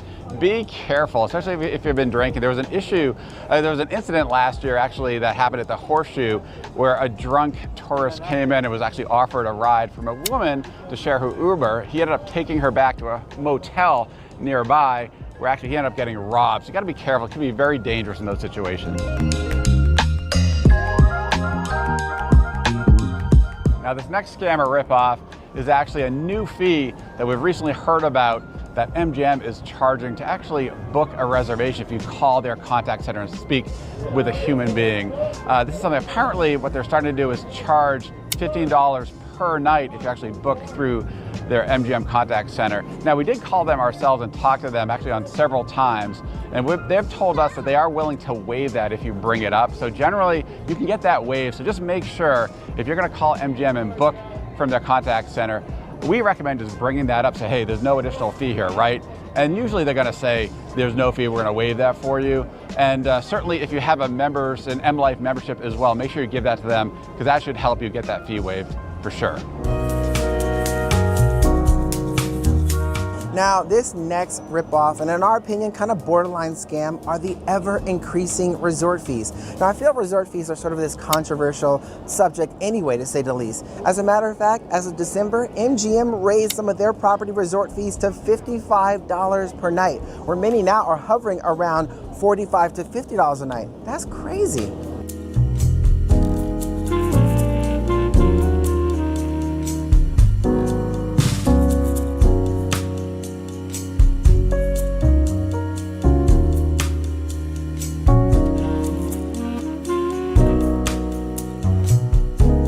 Now, resort fees allow Las Vegas hotels to publish lower room rates, bearing the significant cost, well, the significant added cost, which is resort fees. Unfortunately, Las Vegas hotels on the Strip and downtown, they all have resort fees for the most part. Even if your room is comped or using a credit card or frequent flyer points, you still gotta pay those resort fees, unless you have certain status with the hotel's loyalty program.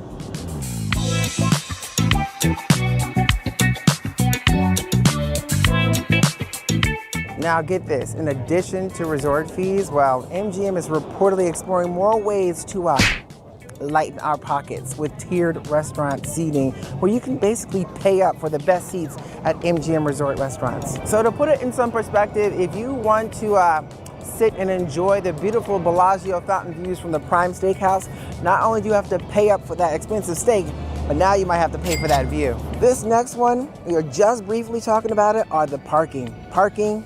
Where has all the free parking gone? Well, gone are the days of free parking, especially here on the Strip. Not that long ago, parking was free everywhere here on the Las Vegas Strip. I mean, you could find a parking spot wherever you wanted to park for free at these casinos and hotels in Las Vegas here on the Strip.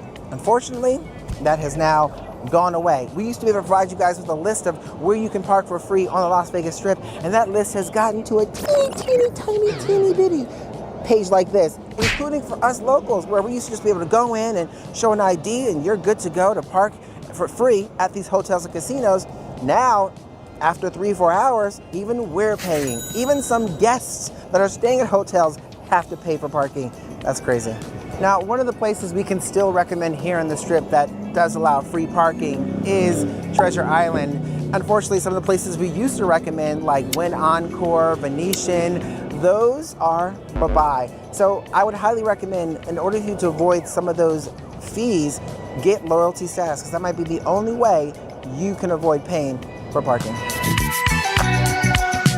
Okay, now we're gonna talk about some of the big rip-offs at the hotels here on the Strip. And the first one are the hotel convenience stores.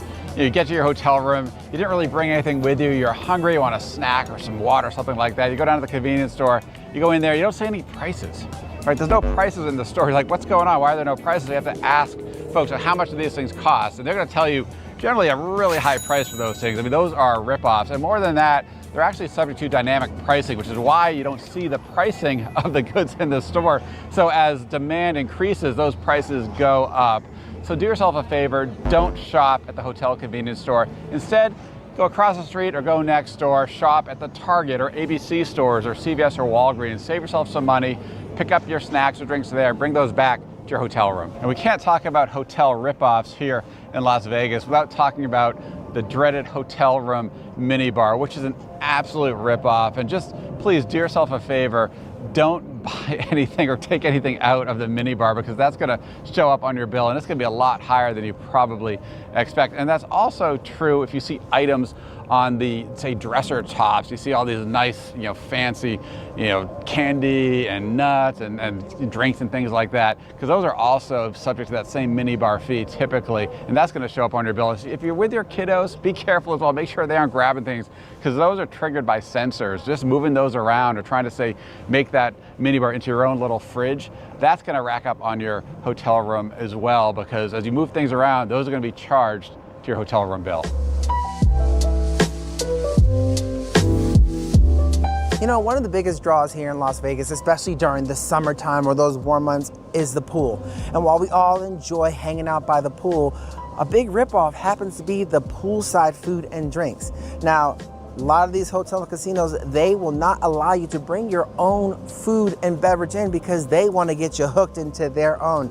And those drinks and that food can cost you as much as several nights in a hotel room here in Vegas. Just be mindful of that. While it's still fun to enjoy some of the specialty cocktails or dishes that they have poolside at those hotels and casinos, just be fully aware that it can get pretty expensive pretty quick. So how do you avoid the really expensive food and beverage poolside here in Las Vegas? Well, you either buy it or you don't buy it. But recommendation, just don't go in hungry. Trust us, we've done that many times and walked out with a bill we regret it later. So this next scam to watch out for, especially on the Strip in downtown Las Vegas, are the showgirls and characters.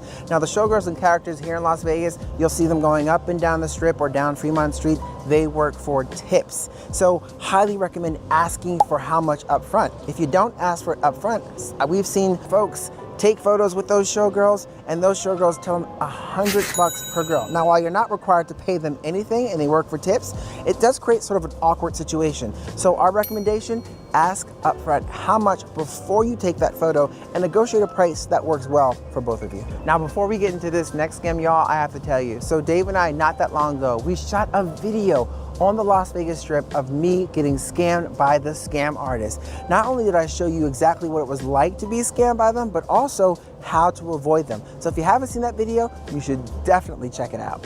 This next scam is an interesting one that we've seen pop up a lot here in Las Vegas, and there's more of them, which is the fake monk scam. They're all along the Strip and they're downtown. Now, what is a fake monk scam? Well, these guys or gals are dressed potentially like monks, some of them aren't, and they approach you with beads and a card, and they're telling you your donation will go to helping them build a temple here in Las Vegas, which doesn't even exist.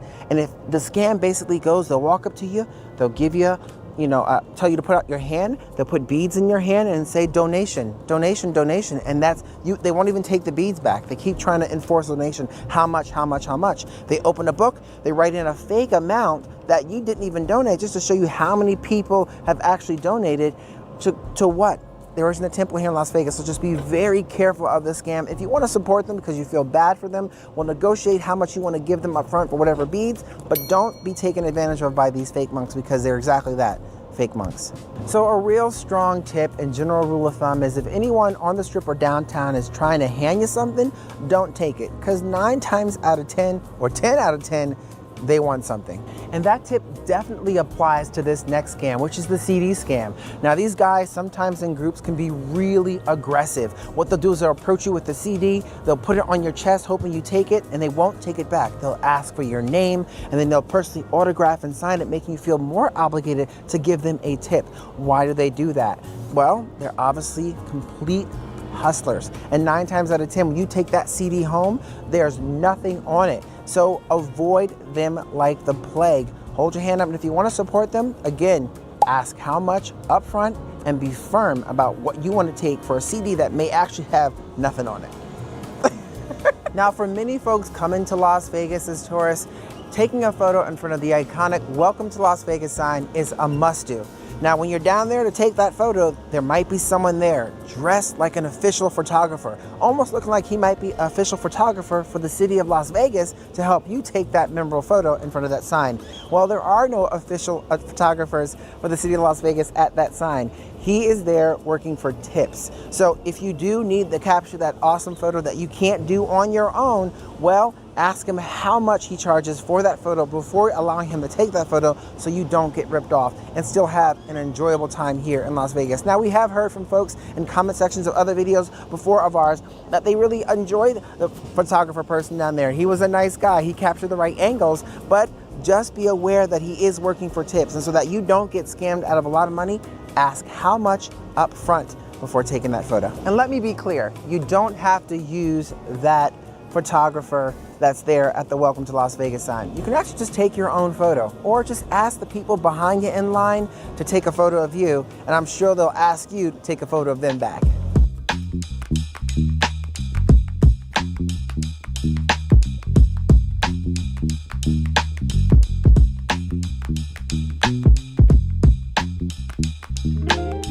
Oh, the horrible ATM fees here inside the Las Vegas Hotel and Casinos. If you've ever had to use those ATMs here in Las Vegas, you know what I'm talking about. The fees for the ATM usage is $8.99, we've seen $9.99, $10, up to $12, which is quite a ripoff. Now, in our opinion, the best way to avoid this is to maybe talk with your bank, because there might be programs that you can sign yourself up to or different type of accounts that actually will pay those ATM fees, saving you a lot of money in the long run.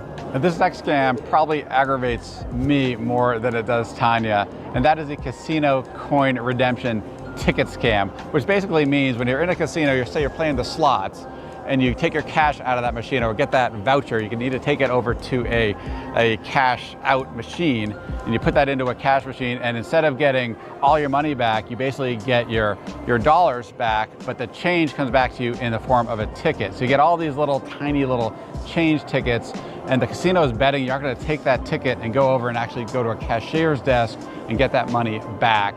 And for me, that's just a money grab by the casino. It really does add up when all these people are not getting their change back, and that's just a scam.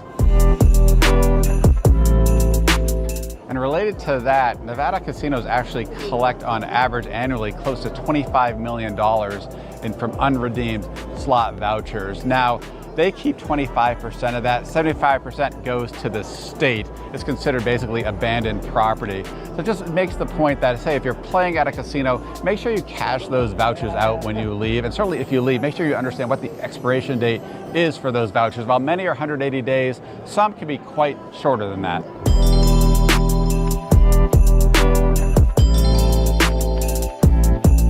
Now that we're talking casino scams, we got to talk about 6 to 5 blackjack. 6 to 5 blackjack is becoming more and more common here on the Las Vegas Strip. And what that means is essentially, versus say 3 to 2 blackjack, is if you bet $100 playing 6 to 5 blackjack, you'll win essentially $120 if you win that hand. Whereas on 3 to 2 blackjack, you're going to win $150. Now that's a huge difference. It's actually a 400% increase in the odds for the casino versus playing 3 to 2. And that's just a scam. Our recommendation is try to find those spots where you can play 3 to 2 blackjack still.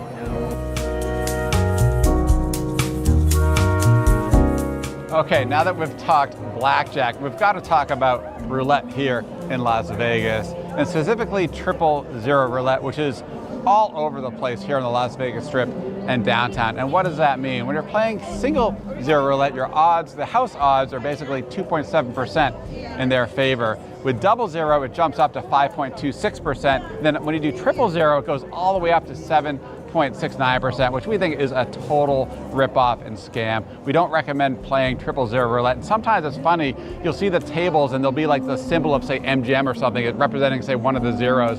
So you can just be careful. Make sure it's not 000. And make sure you play odds at least 000, and if even better, single 0 at 2.7%. These next two scams are basically sneaky restaurant fees that may show up on your bill here on the Strip. And what we heard about just recently, a few months ago, was called the employer mandate fee. And apparently that is a 5% surcharge, or was a 5% surcharge that people started seeing on their bills at Blondie's. And so we're like, what is that all about? And apparently, supposedly that's supposed to cover employee benefits, which obviously seems crazy to us that they're trying to pass that directly on to consumers in some sneaky fee.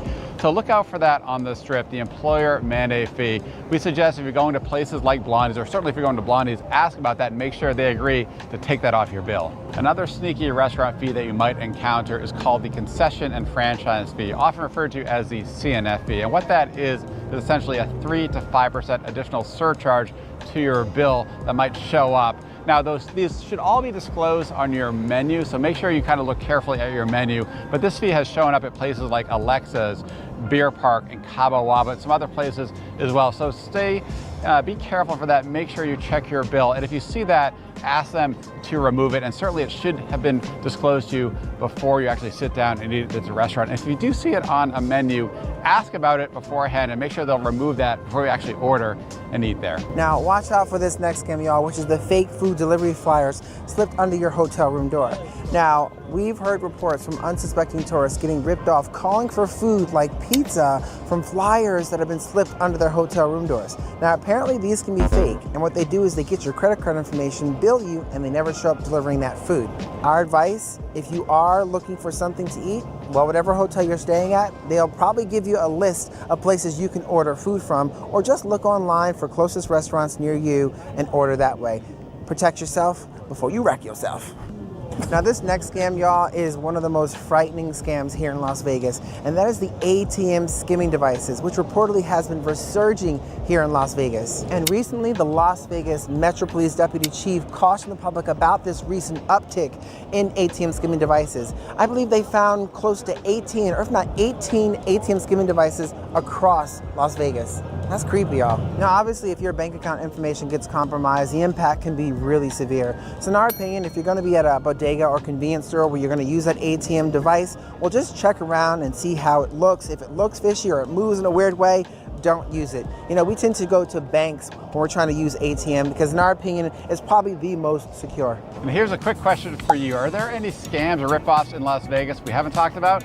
Let us know in the comments below. We would love to hear about them. Welcome back to Las Vegas. We're Tanya and Dave, your Las Vegas locals, and we're back with another Las Vegas tips video, except this time we're at the Las Vegas airport. Today we're going to be walking you through the process when you arrive here at the Las Vegas airport to avoid making some big mistakes here when you arrive at the airport, and two, which is even worse, to avoid getting scammed. But first, y'all, we are inches away from our 200,000 subscriber milestone, so if you haven't done so, take a second, hit that subscribe button and that notification bell so you keep getting some of the best Las Vegas content out there, and we thank you. Now, with over 40 million tourists visiting here in Las Vegas, you know, it could be a really crazy experience, especially if this is your first time. Now, it could be even more difficult to navigate around this airport, especially if it's on a weekend or a busy weekday when there's something major going on. And lately, there's always something major going on. All right, now you've arrived here at the Las Vegas airport and you're excited to get to your Las Vegas hotel and casino to get your party started. Now,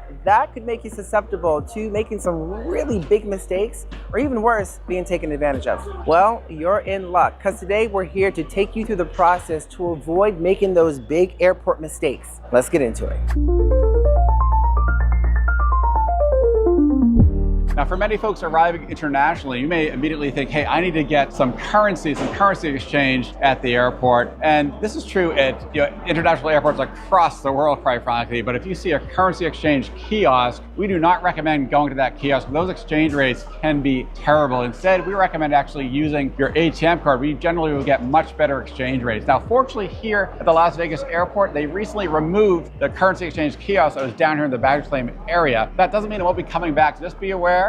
If you're coming to Vegas and you see that, we don't recommend doing that. That could be a scam. Now, this next scam to look out for is something after you get your luggage and you're looking for how to get to this strip, watch out for unpermitted drivers who may come up to you and offer you a ride to get to your hotel or casino. Now, these unpermitted drivers are certainly not licensed. They may not have insurance. You have no idea where they're actually going to take you. It's actually very dangerous as well. And they could charge you much, much more than what you would generally get from a taxi or an Uber and Lyft. And if you do want to take a taxi, make sure you head out to the designated taxi pickup area like this area behind us. And if you want an Uber and Lyft, up on the second floor is the designated location for Uber and Lyft. And related to the unpermitted driver issue, also be aware when you order from Uber and Lyft, you need to make sure that, and this is true really anywhere in the country, but especially true at airports like here in Las Vegas, make sure the driver you order is in fact on your Uber and Lyft. So match the name, match the license plate of the car you get into, because there has been a rash recently in various areas of actually fake Uber drivers who will pull up and you jump into their car thinking it's your Uber car, when in fact it's an unpermitted driver, which could be very, very dangerous. Now, many people think that slot machines at the airport are a big ripoff or scam. As a matter of fact, we get a lot of questions on if it's worth your time or money to even invest playing slots here at the airport. Are the odds appreciably worse? Let's find out. All right, so we're gonna put $100 into this Wheel of Fortune slot machine that is worth $1 million. And we're gonna max bet this at $10 a spin. That gives us 10 pulls, and let's see what happens. Hello, and welcome to Wheel of Fortune. Oh, he says Wheel of Fortune. All right, max bet 10. Here we go.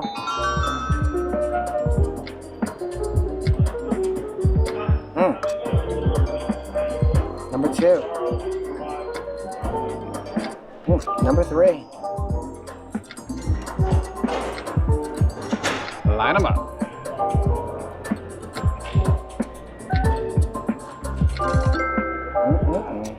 Okay. Free spin. It's like a free spin. One more of those, we're really making a nice free spin. Oh, another free spin. Come on, airport, bring us luck. Let's see, you gonna prove us right? Prove us wrong.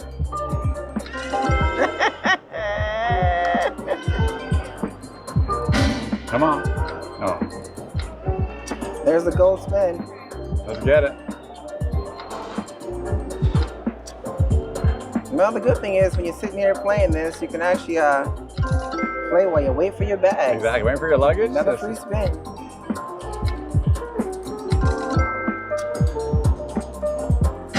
Come on.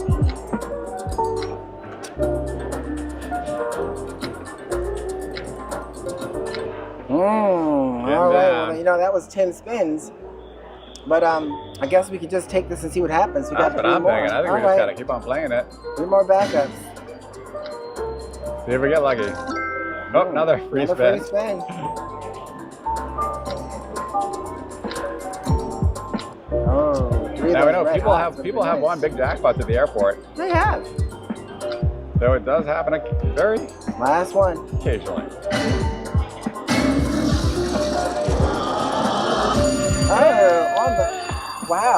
On the last one, we got We a got free it. spin. Let's see how we're doing it. All right, let's see if it's going to be You something made it. Bonus magical initiating. or something not. All right, here we go. There it goes. Back There's up. that big old wheel. You got to back it up. Back it up. I gotta sit way back. Yeah, that's a big one right Can here. it go on 1,000? Let's get it. Give us Can something it go on good. 1,000? Come on, bring it's us up. going. It's going too fast. It's coming right around. Slow to that- down. It's coming Slow down to down. that 25. Yeah, looks like a 25. Oh! All right. So that was it. Well, there you have it. The truth is, Las Vegas slot machines are highly regulated, and that includes the ones here at the airport. Now, given that, slot machine payouts should not vary significantly at other locations here in Las Vegas. Now, with that being said, a lot of gamblers will say playing at the airport are basically sucker bets, and they'll tell you to save your money and go play them at some other Las Vegas location. Now, in our opinion, the biggest drawback for playing slots here at the Las Vegas airport is the fact that you will not receive those hotel and casino comps. You won't get the free food. You won't get the free stays. Heck, as a matter of fact, you won't even get them free cocktails for losing money here at the airport. So yeah, maybe you might want to take your money elsewhere. At least if you lose, you get some rewards. Now we should point out that there was an actual survey done way back in 2001 that at the time showed that the airport slot machines payout was about 8% less than many other locations in Las Vegas. Now, that was obviously a long time ago, and as Tanya said, it is highly regulated, and we don't have any evidence of any real difference in the RTP payout since that study done. Now, if you watching this have actual evidence, you can share in the comments below. Let us know. We would love to hear about it.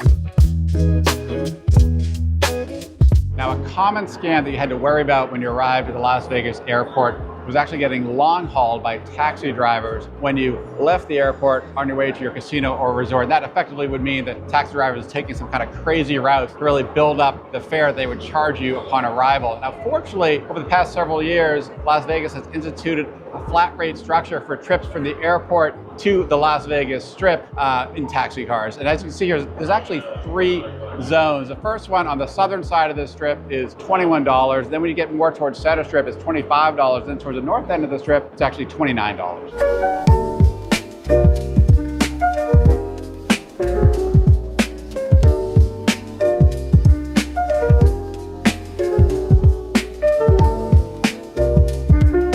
Even with the flat fee pricing from the airport to the Las Vegas Strip with taxis, we generally use Uber or Lyft when we're getting around Las Vegas. We just find those cheaper generally than the taxi fares. And if you are ordering from Uber or Lyft, just be aware that the Uber and Lyft pickup spot is on the 2nd floor coming out of the terminal in this area right here. I thought it might be helpful just showing an example. We know from the flat rate pricing that a trip from the Las Vegas airport to Caesars Palace is $29. It's in zone 3. And now this is the Lyft app. Right now, if we push this on the trip, the price right now to go to Caesars Palace on Lyft is about $20. So obviously that's a significant difference. Now I do want to point out that during surge pricing for Uber or Lyft, the prices can go up dramatically higher. So there are occasions when actually the taxi fare will be cheaper. So you arrived here in Las Vegas and you want to show up to your hotel and casino in style. So you're thinking about taking a limousine or a car service. Well, be very careful when you arrive here at the airport to not deal with ones that potentially could be scams. What we highly recommend doing is booking yours online and checking the reviews to make sure it's something that works within your budget and works for you. And when you arrive in Las Vegas, you're in bright lights with your name in style. Or if you need something in a pickle, there are quite a few good ones here at the airport. You can just book one here right here at the airport, but we still highly recommend doing your homework to make sure it's a perfect fit for you.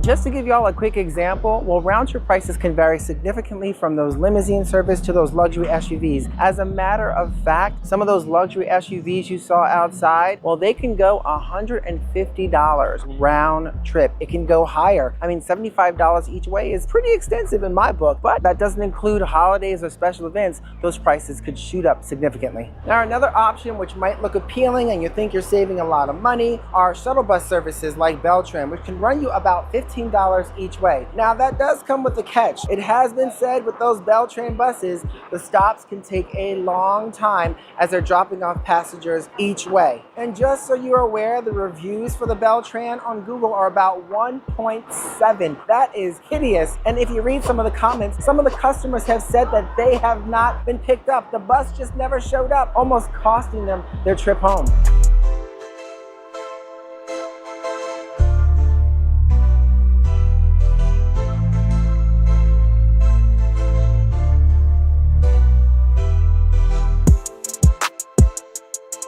Now, if you're on your way to pick up your rental, well, there's a really fun, easy option to take, and that's the free shuttle, which we're on right now. It's about 10 minutes to get there. Buses come every 10 to 15 minutes, and it's got AC, y'all.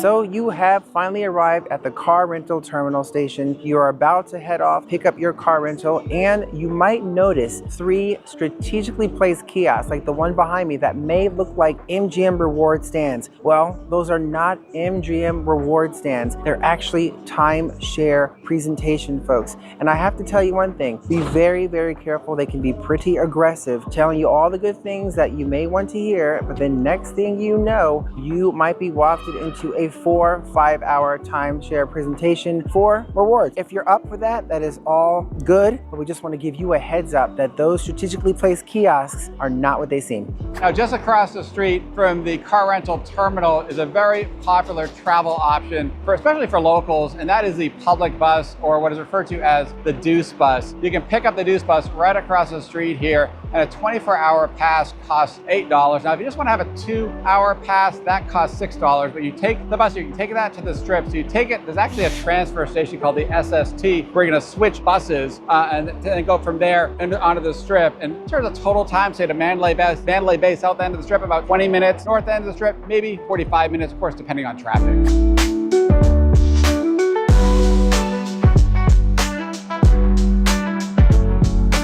Just like that, we're back at the airport. Now, we have a question for you. If you've seen any mistakes that people make or scams happening to people at the airport that we haven't talked about, let us know in the comments below. We would love to hear about them. Hey y'all, it's Tanya and Dave, your Las Vegas locals and gurus. Now, how dangerous is Las Vegas in 2023, and should you visit Vegas in 2023? Well, we get that question a lot. I'm talking from the friends that travel to Las Vegas, families traveling to Las Vegas, and even a lot of ladies coming to Las Vegas for that solo trip. Like, where can we walk in Las Vegas, and what places should we avoid? Well, let's get into it.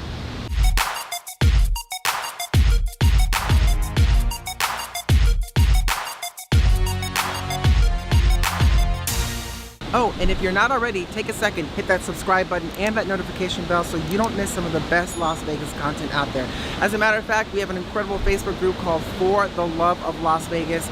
A lot of people in that group sharing their pictures, videos, stories, and a lot of you really appreciate that one-stop shop to Vegas. So if you're not already, join the group. Links in the description box below. All right, now onto the video.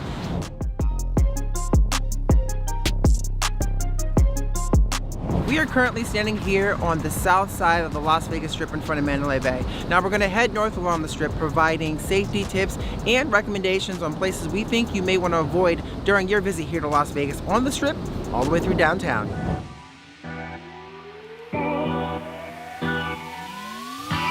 Now, despite some high-profile incidents this past year, both along the Strip and downtown, Las Vegas is actually a pretty safe city. It was ranked by Forbes as the 14th safest city in America with populations above 300,000. And actually last year, homicides declined 8% from 2021.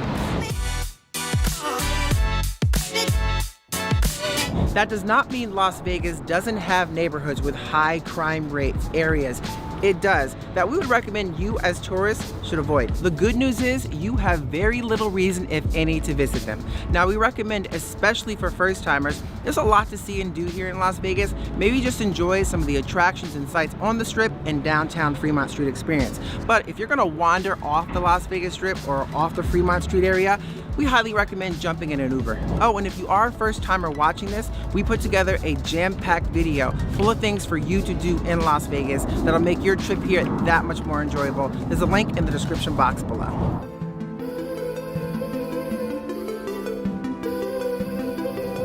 Just across from Mandalay Bay, south down towards the iconic Welcome to Las Vegas sign, which, by the way, if you're first time to Las Vegas, make sure you get that photo and get there early to avoid the lines. Because as you can see here, there's abandoned buildings in this area, and we would not venture too far off the Strip in this end, especially at nighttime. We don't think it would be very safe. Now, a great way to get from Mandalay Bay to Excalibur, take the tram. Let's go. This tram is free from Mandalay Bay to Excalibur. It runs daily, I believe, from 10 a.m. to 12 a.m. Hey, it's about to accelerate, so why not save your toesies? The blocks here in Las Vegas can be quite long, so enjoy a free tram ride.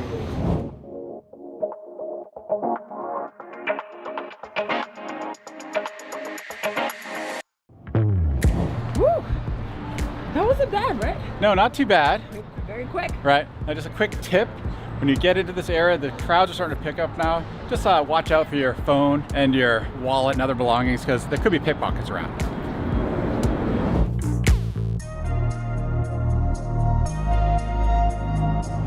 Walking the Las Vegas Strip is generally very, very safe, especially daytime, even nighttime as well. And maybe real late night after midnight or something might get a bit sketchier, but that's expected really at any place.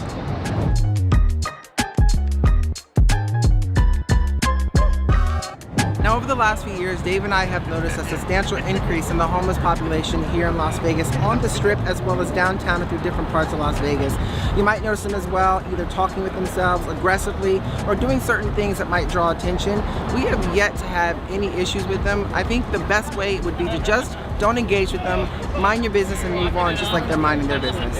Now the biggest risk while walking the Strip is probably the street hustlers and falling for their scams. And we just dropped a video highlighting 21 of the most common scams in Las Vegas to watch out for. We'll leave that in the description box below. So right now we're standing outside the Virgin Hotel and Casino on East Harmon.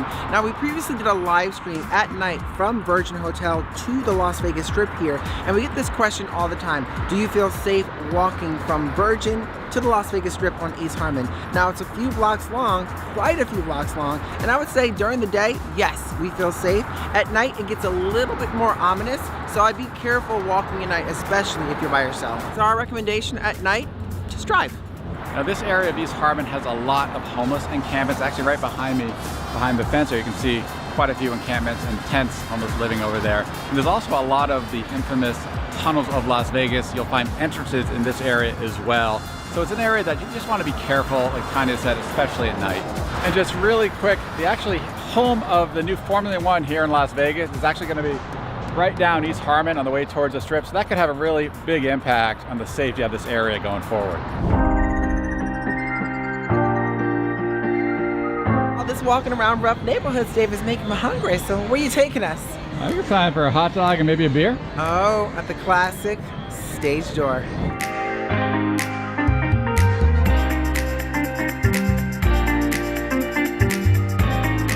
No, you can't. I am so stuffed after 2 hot dogs and a beer. Now this place has been here 55 years, so they must be doing something right. Hey, welcome back on to the Las Vegas Strip. So we're here down more in the northern end of the Las Vegas Strip, down by the Resorts World. Now, northern-ish, because there's still a lot more north to go. Now, at night, sometimes down here, especially between here and the Strat, it can get a little sketchy, even beyond the Strat. And we get a lot of questions sometimes as far as, is it safe to go downtown? Well, I think, one, it's a long way to go, so you might want to try doing an Uber or a Lyft. But second, it's really not that safe, and you can find yourself getting lost and perhaps in some sketchy areas you don't want to find yourself in. Now, I will say this, the Resorts World definitely has changed the dynamic down here, bringing more tours in this direction, and the new Fontaine Blue behind me that's coming. So it's going to be reshaping things down here on this northern end of the Strip, but you still find little hot pockets you don't want to find yourself walking in, especially at night. Now, if you're heading to the Strat, we really should point out one notorious neighborhood in Las Vegas that you should be aware of. If you're going to the Strat, make sure you're staying on the Strip. If you actually walk behind the Strat, away from the Strip, you get into an area called Naked City, and that place is, quite frankly, infamous over the years for high crime and really not that safe, especially at night. Now, it has improved somewhat over the years, but still, we would not recommend walking in that area at night.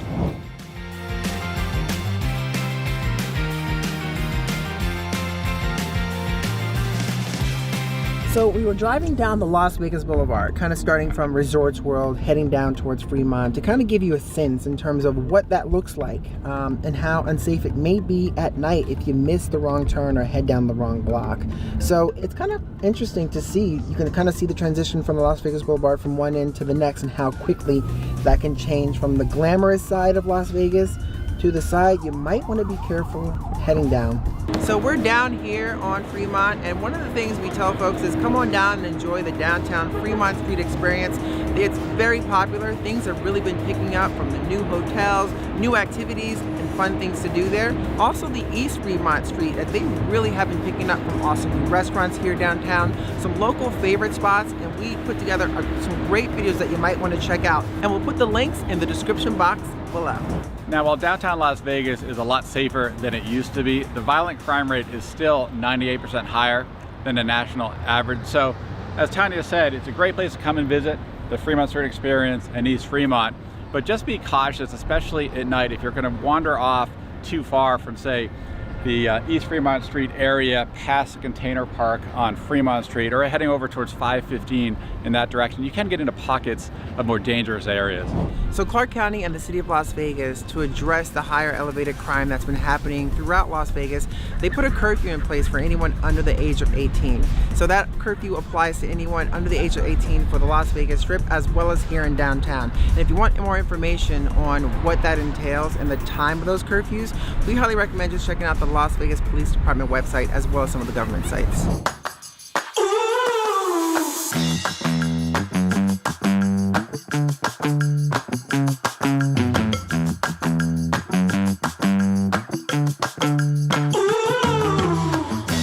So we stopped into one of our little cool spots here called Evil Pie right on Fremont Street because we are hungry after all this walking all day long. Why not stop into a couple of cool places, or this place here for a slice of pizza?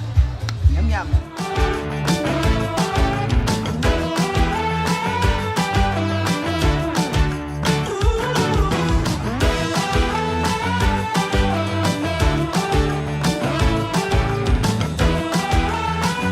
Oh, and really quick, if you don't know, we have an incredible Facebook group called For the Love of Las Vegas. There's a lot of people in that group. They're sharing their stories, their pictures, videos, really a great place to come together for all things Vegas. And be sure to follow us on Instagram because we post quite a bit there as well. Hope you found this video helpful. Yeah, and we hope by watching this, it helps you plan the perfect and safe trip to Las Vegas. What's up, y'all? It's Tanya and Dave, your Las Vegas locals, and we're back with another Las Vegas tips video. And today we're going to be talking about 9 huge lies about casinos in Las Vegas that nobody talks about. Now, there's a lot of myths and misconceptions about Las Vegas hotels and casinos, and many of these can be seen on YouTube. Now, we're going to take you through these lies and misconceptions about the Las Vegas casinos and hotels to help you better prepare for your next visit to Las Vegas. But first, y'all, before we do, we got to let you know we're getting super close to our 200,000 subscriber milestone. So if you haven't done so, take a second, hit that subscribe button and that notification bell so you keep getting some of the best Las Vegas content out there, and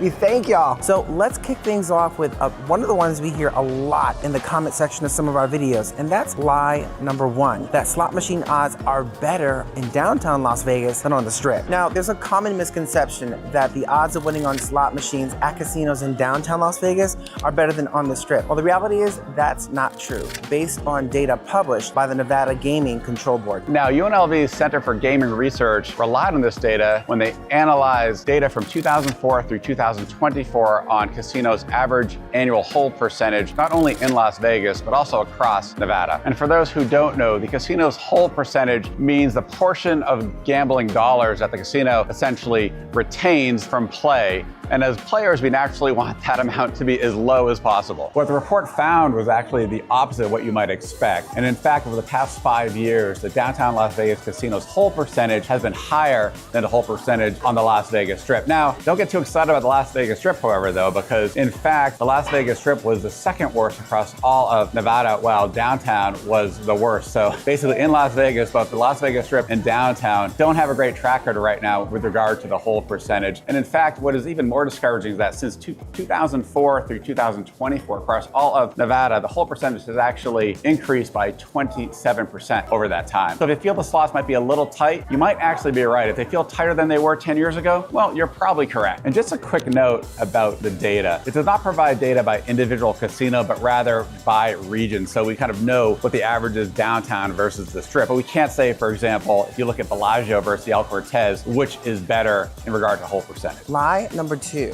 Getting rid of Las Vegas resort fees will immediately drop the hotel room rates by that amount. Y'all, no one likes resort fees, well, except the resorts themselves. And to make matters worse, year after year here in Las Vegas, resort fees have been going up, most of them hovering around that $50 per night mark. Now, by effectively moving some of the nightly room rate into the resort fees, well, Las Vegas hotel and casinos, of course, have been able to publish lower base nightly rates. Now, they do have to disclose legally those resort fees up front, especially during your time of booking. But by them doing so, unfortunately, it still makes it legal. So you often hear sometimes to the effect that if the resort fees were removed, that the hotel room rate would immediately drop by that amount. Well, the reality is if there weren't any resort fees, well, typically that lower base rate would just increase. So you probably wouldn't end up saving as much money as you think. Dave and I were definitely not fans of resort fees, and we vocalized this in several videos. But we're also not under the illusion that by simply removing those resort fees, that it's going to have a drastic drastic effect on reducing the average nightly rate here in Las Vegas hotel casinos. Oh, and by the way, you guys, we post a lot of in real-time content over on our Instagram that so many of you have been responding to. So if you haven't and you're not already, be sure to follow us on Instagram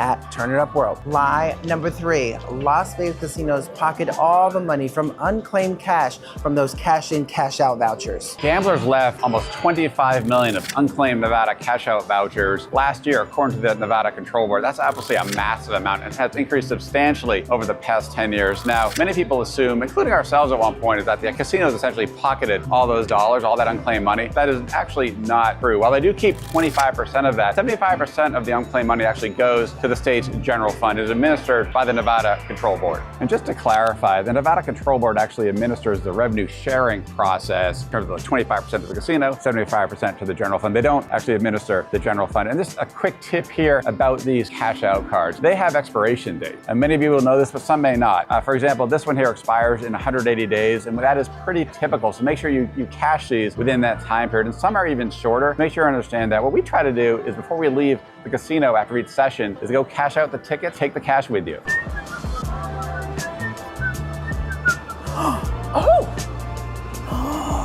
My lucky day, it's my lucky day, my lucky day.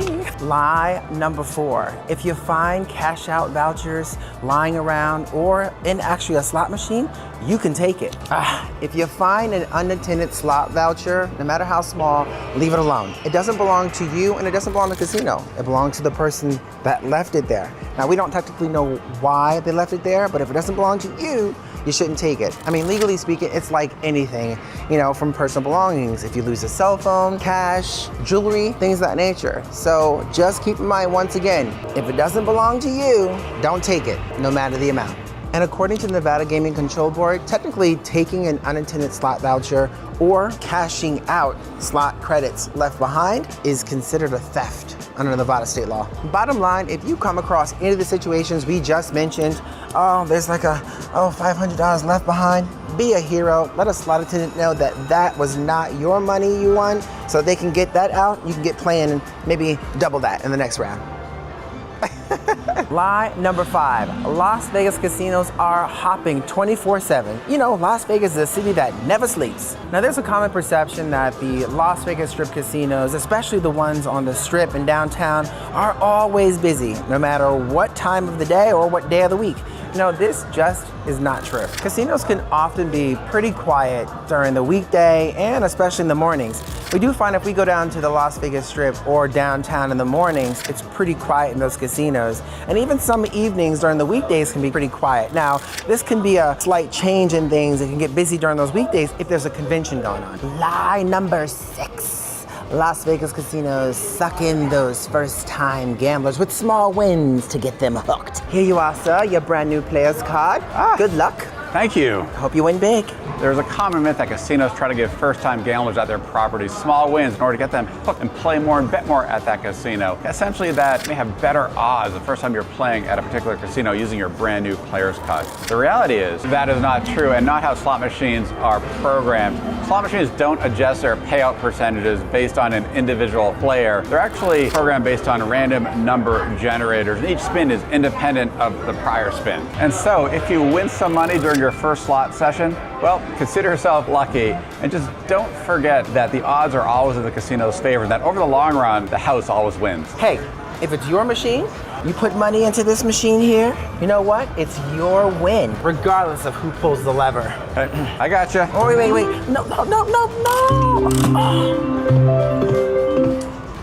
That is lie number 7. Many people believe that if you put money into a slot machine you're sitting at and you actually let someone else either hit that spin button or pull the slot lever, that you're still entitled to the winnings on that spin. But surprisingly to some, that's actually not the case. The truth is that the person who actually hits the spin button or pulls the slot lever is actually entitled to the winnings on that slot play. And there have in fact been some very public lawsuits leading to rifts among so-called friends around this fact, where for example, in one case in Seminole Hard Rock in Florida, a man was allowing his girlfriend at the time to actually hit the slot machine with his money and ended up winning $100,000. Now he had fully expected the casino to pay him that $100,000 $100,000. They actually paid it to his friend at the time. And what happened was there was a dispute right there at the casino. She actually asked casino security to escort her out of the casino, and then it ended up being a lawsuit, a very public lawsuit. And she ended up being able to keep that money. But needless to say, they're no longer talking anymore, and they're certainly no longer friends. Lie number 8. Las Vegas Strip casinos are in Las Vegas. Now, surprisingly, the Las Vegas Strip is not actually in Las Vegas because what's considered the Strip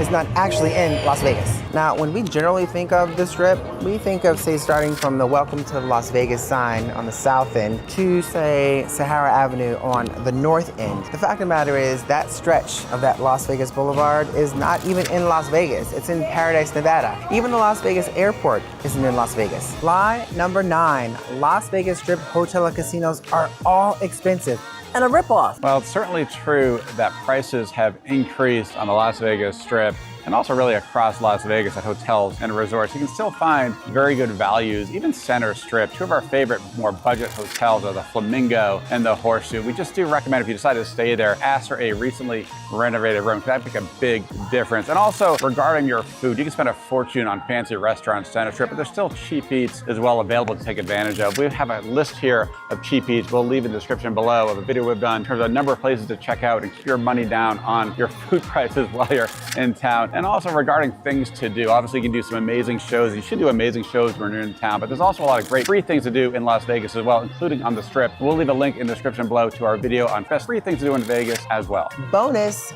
Las Vegas casinos pump in that oxygen to keep you playing longer. You may have heard this before, but the truth is casinos don't pump oxygen into the air.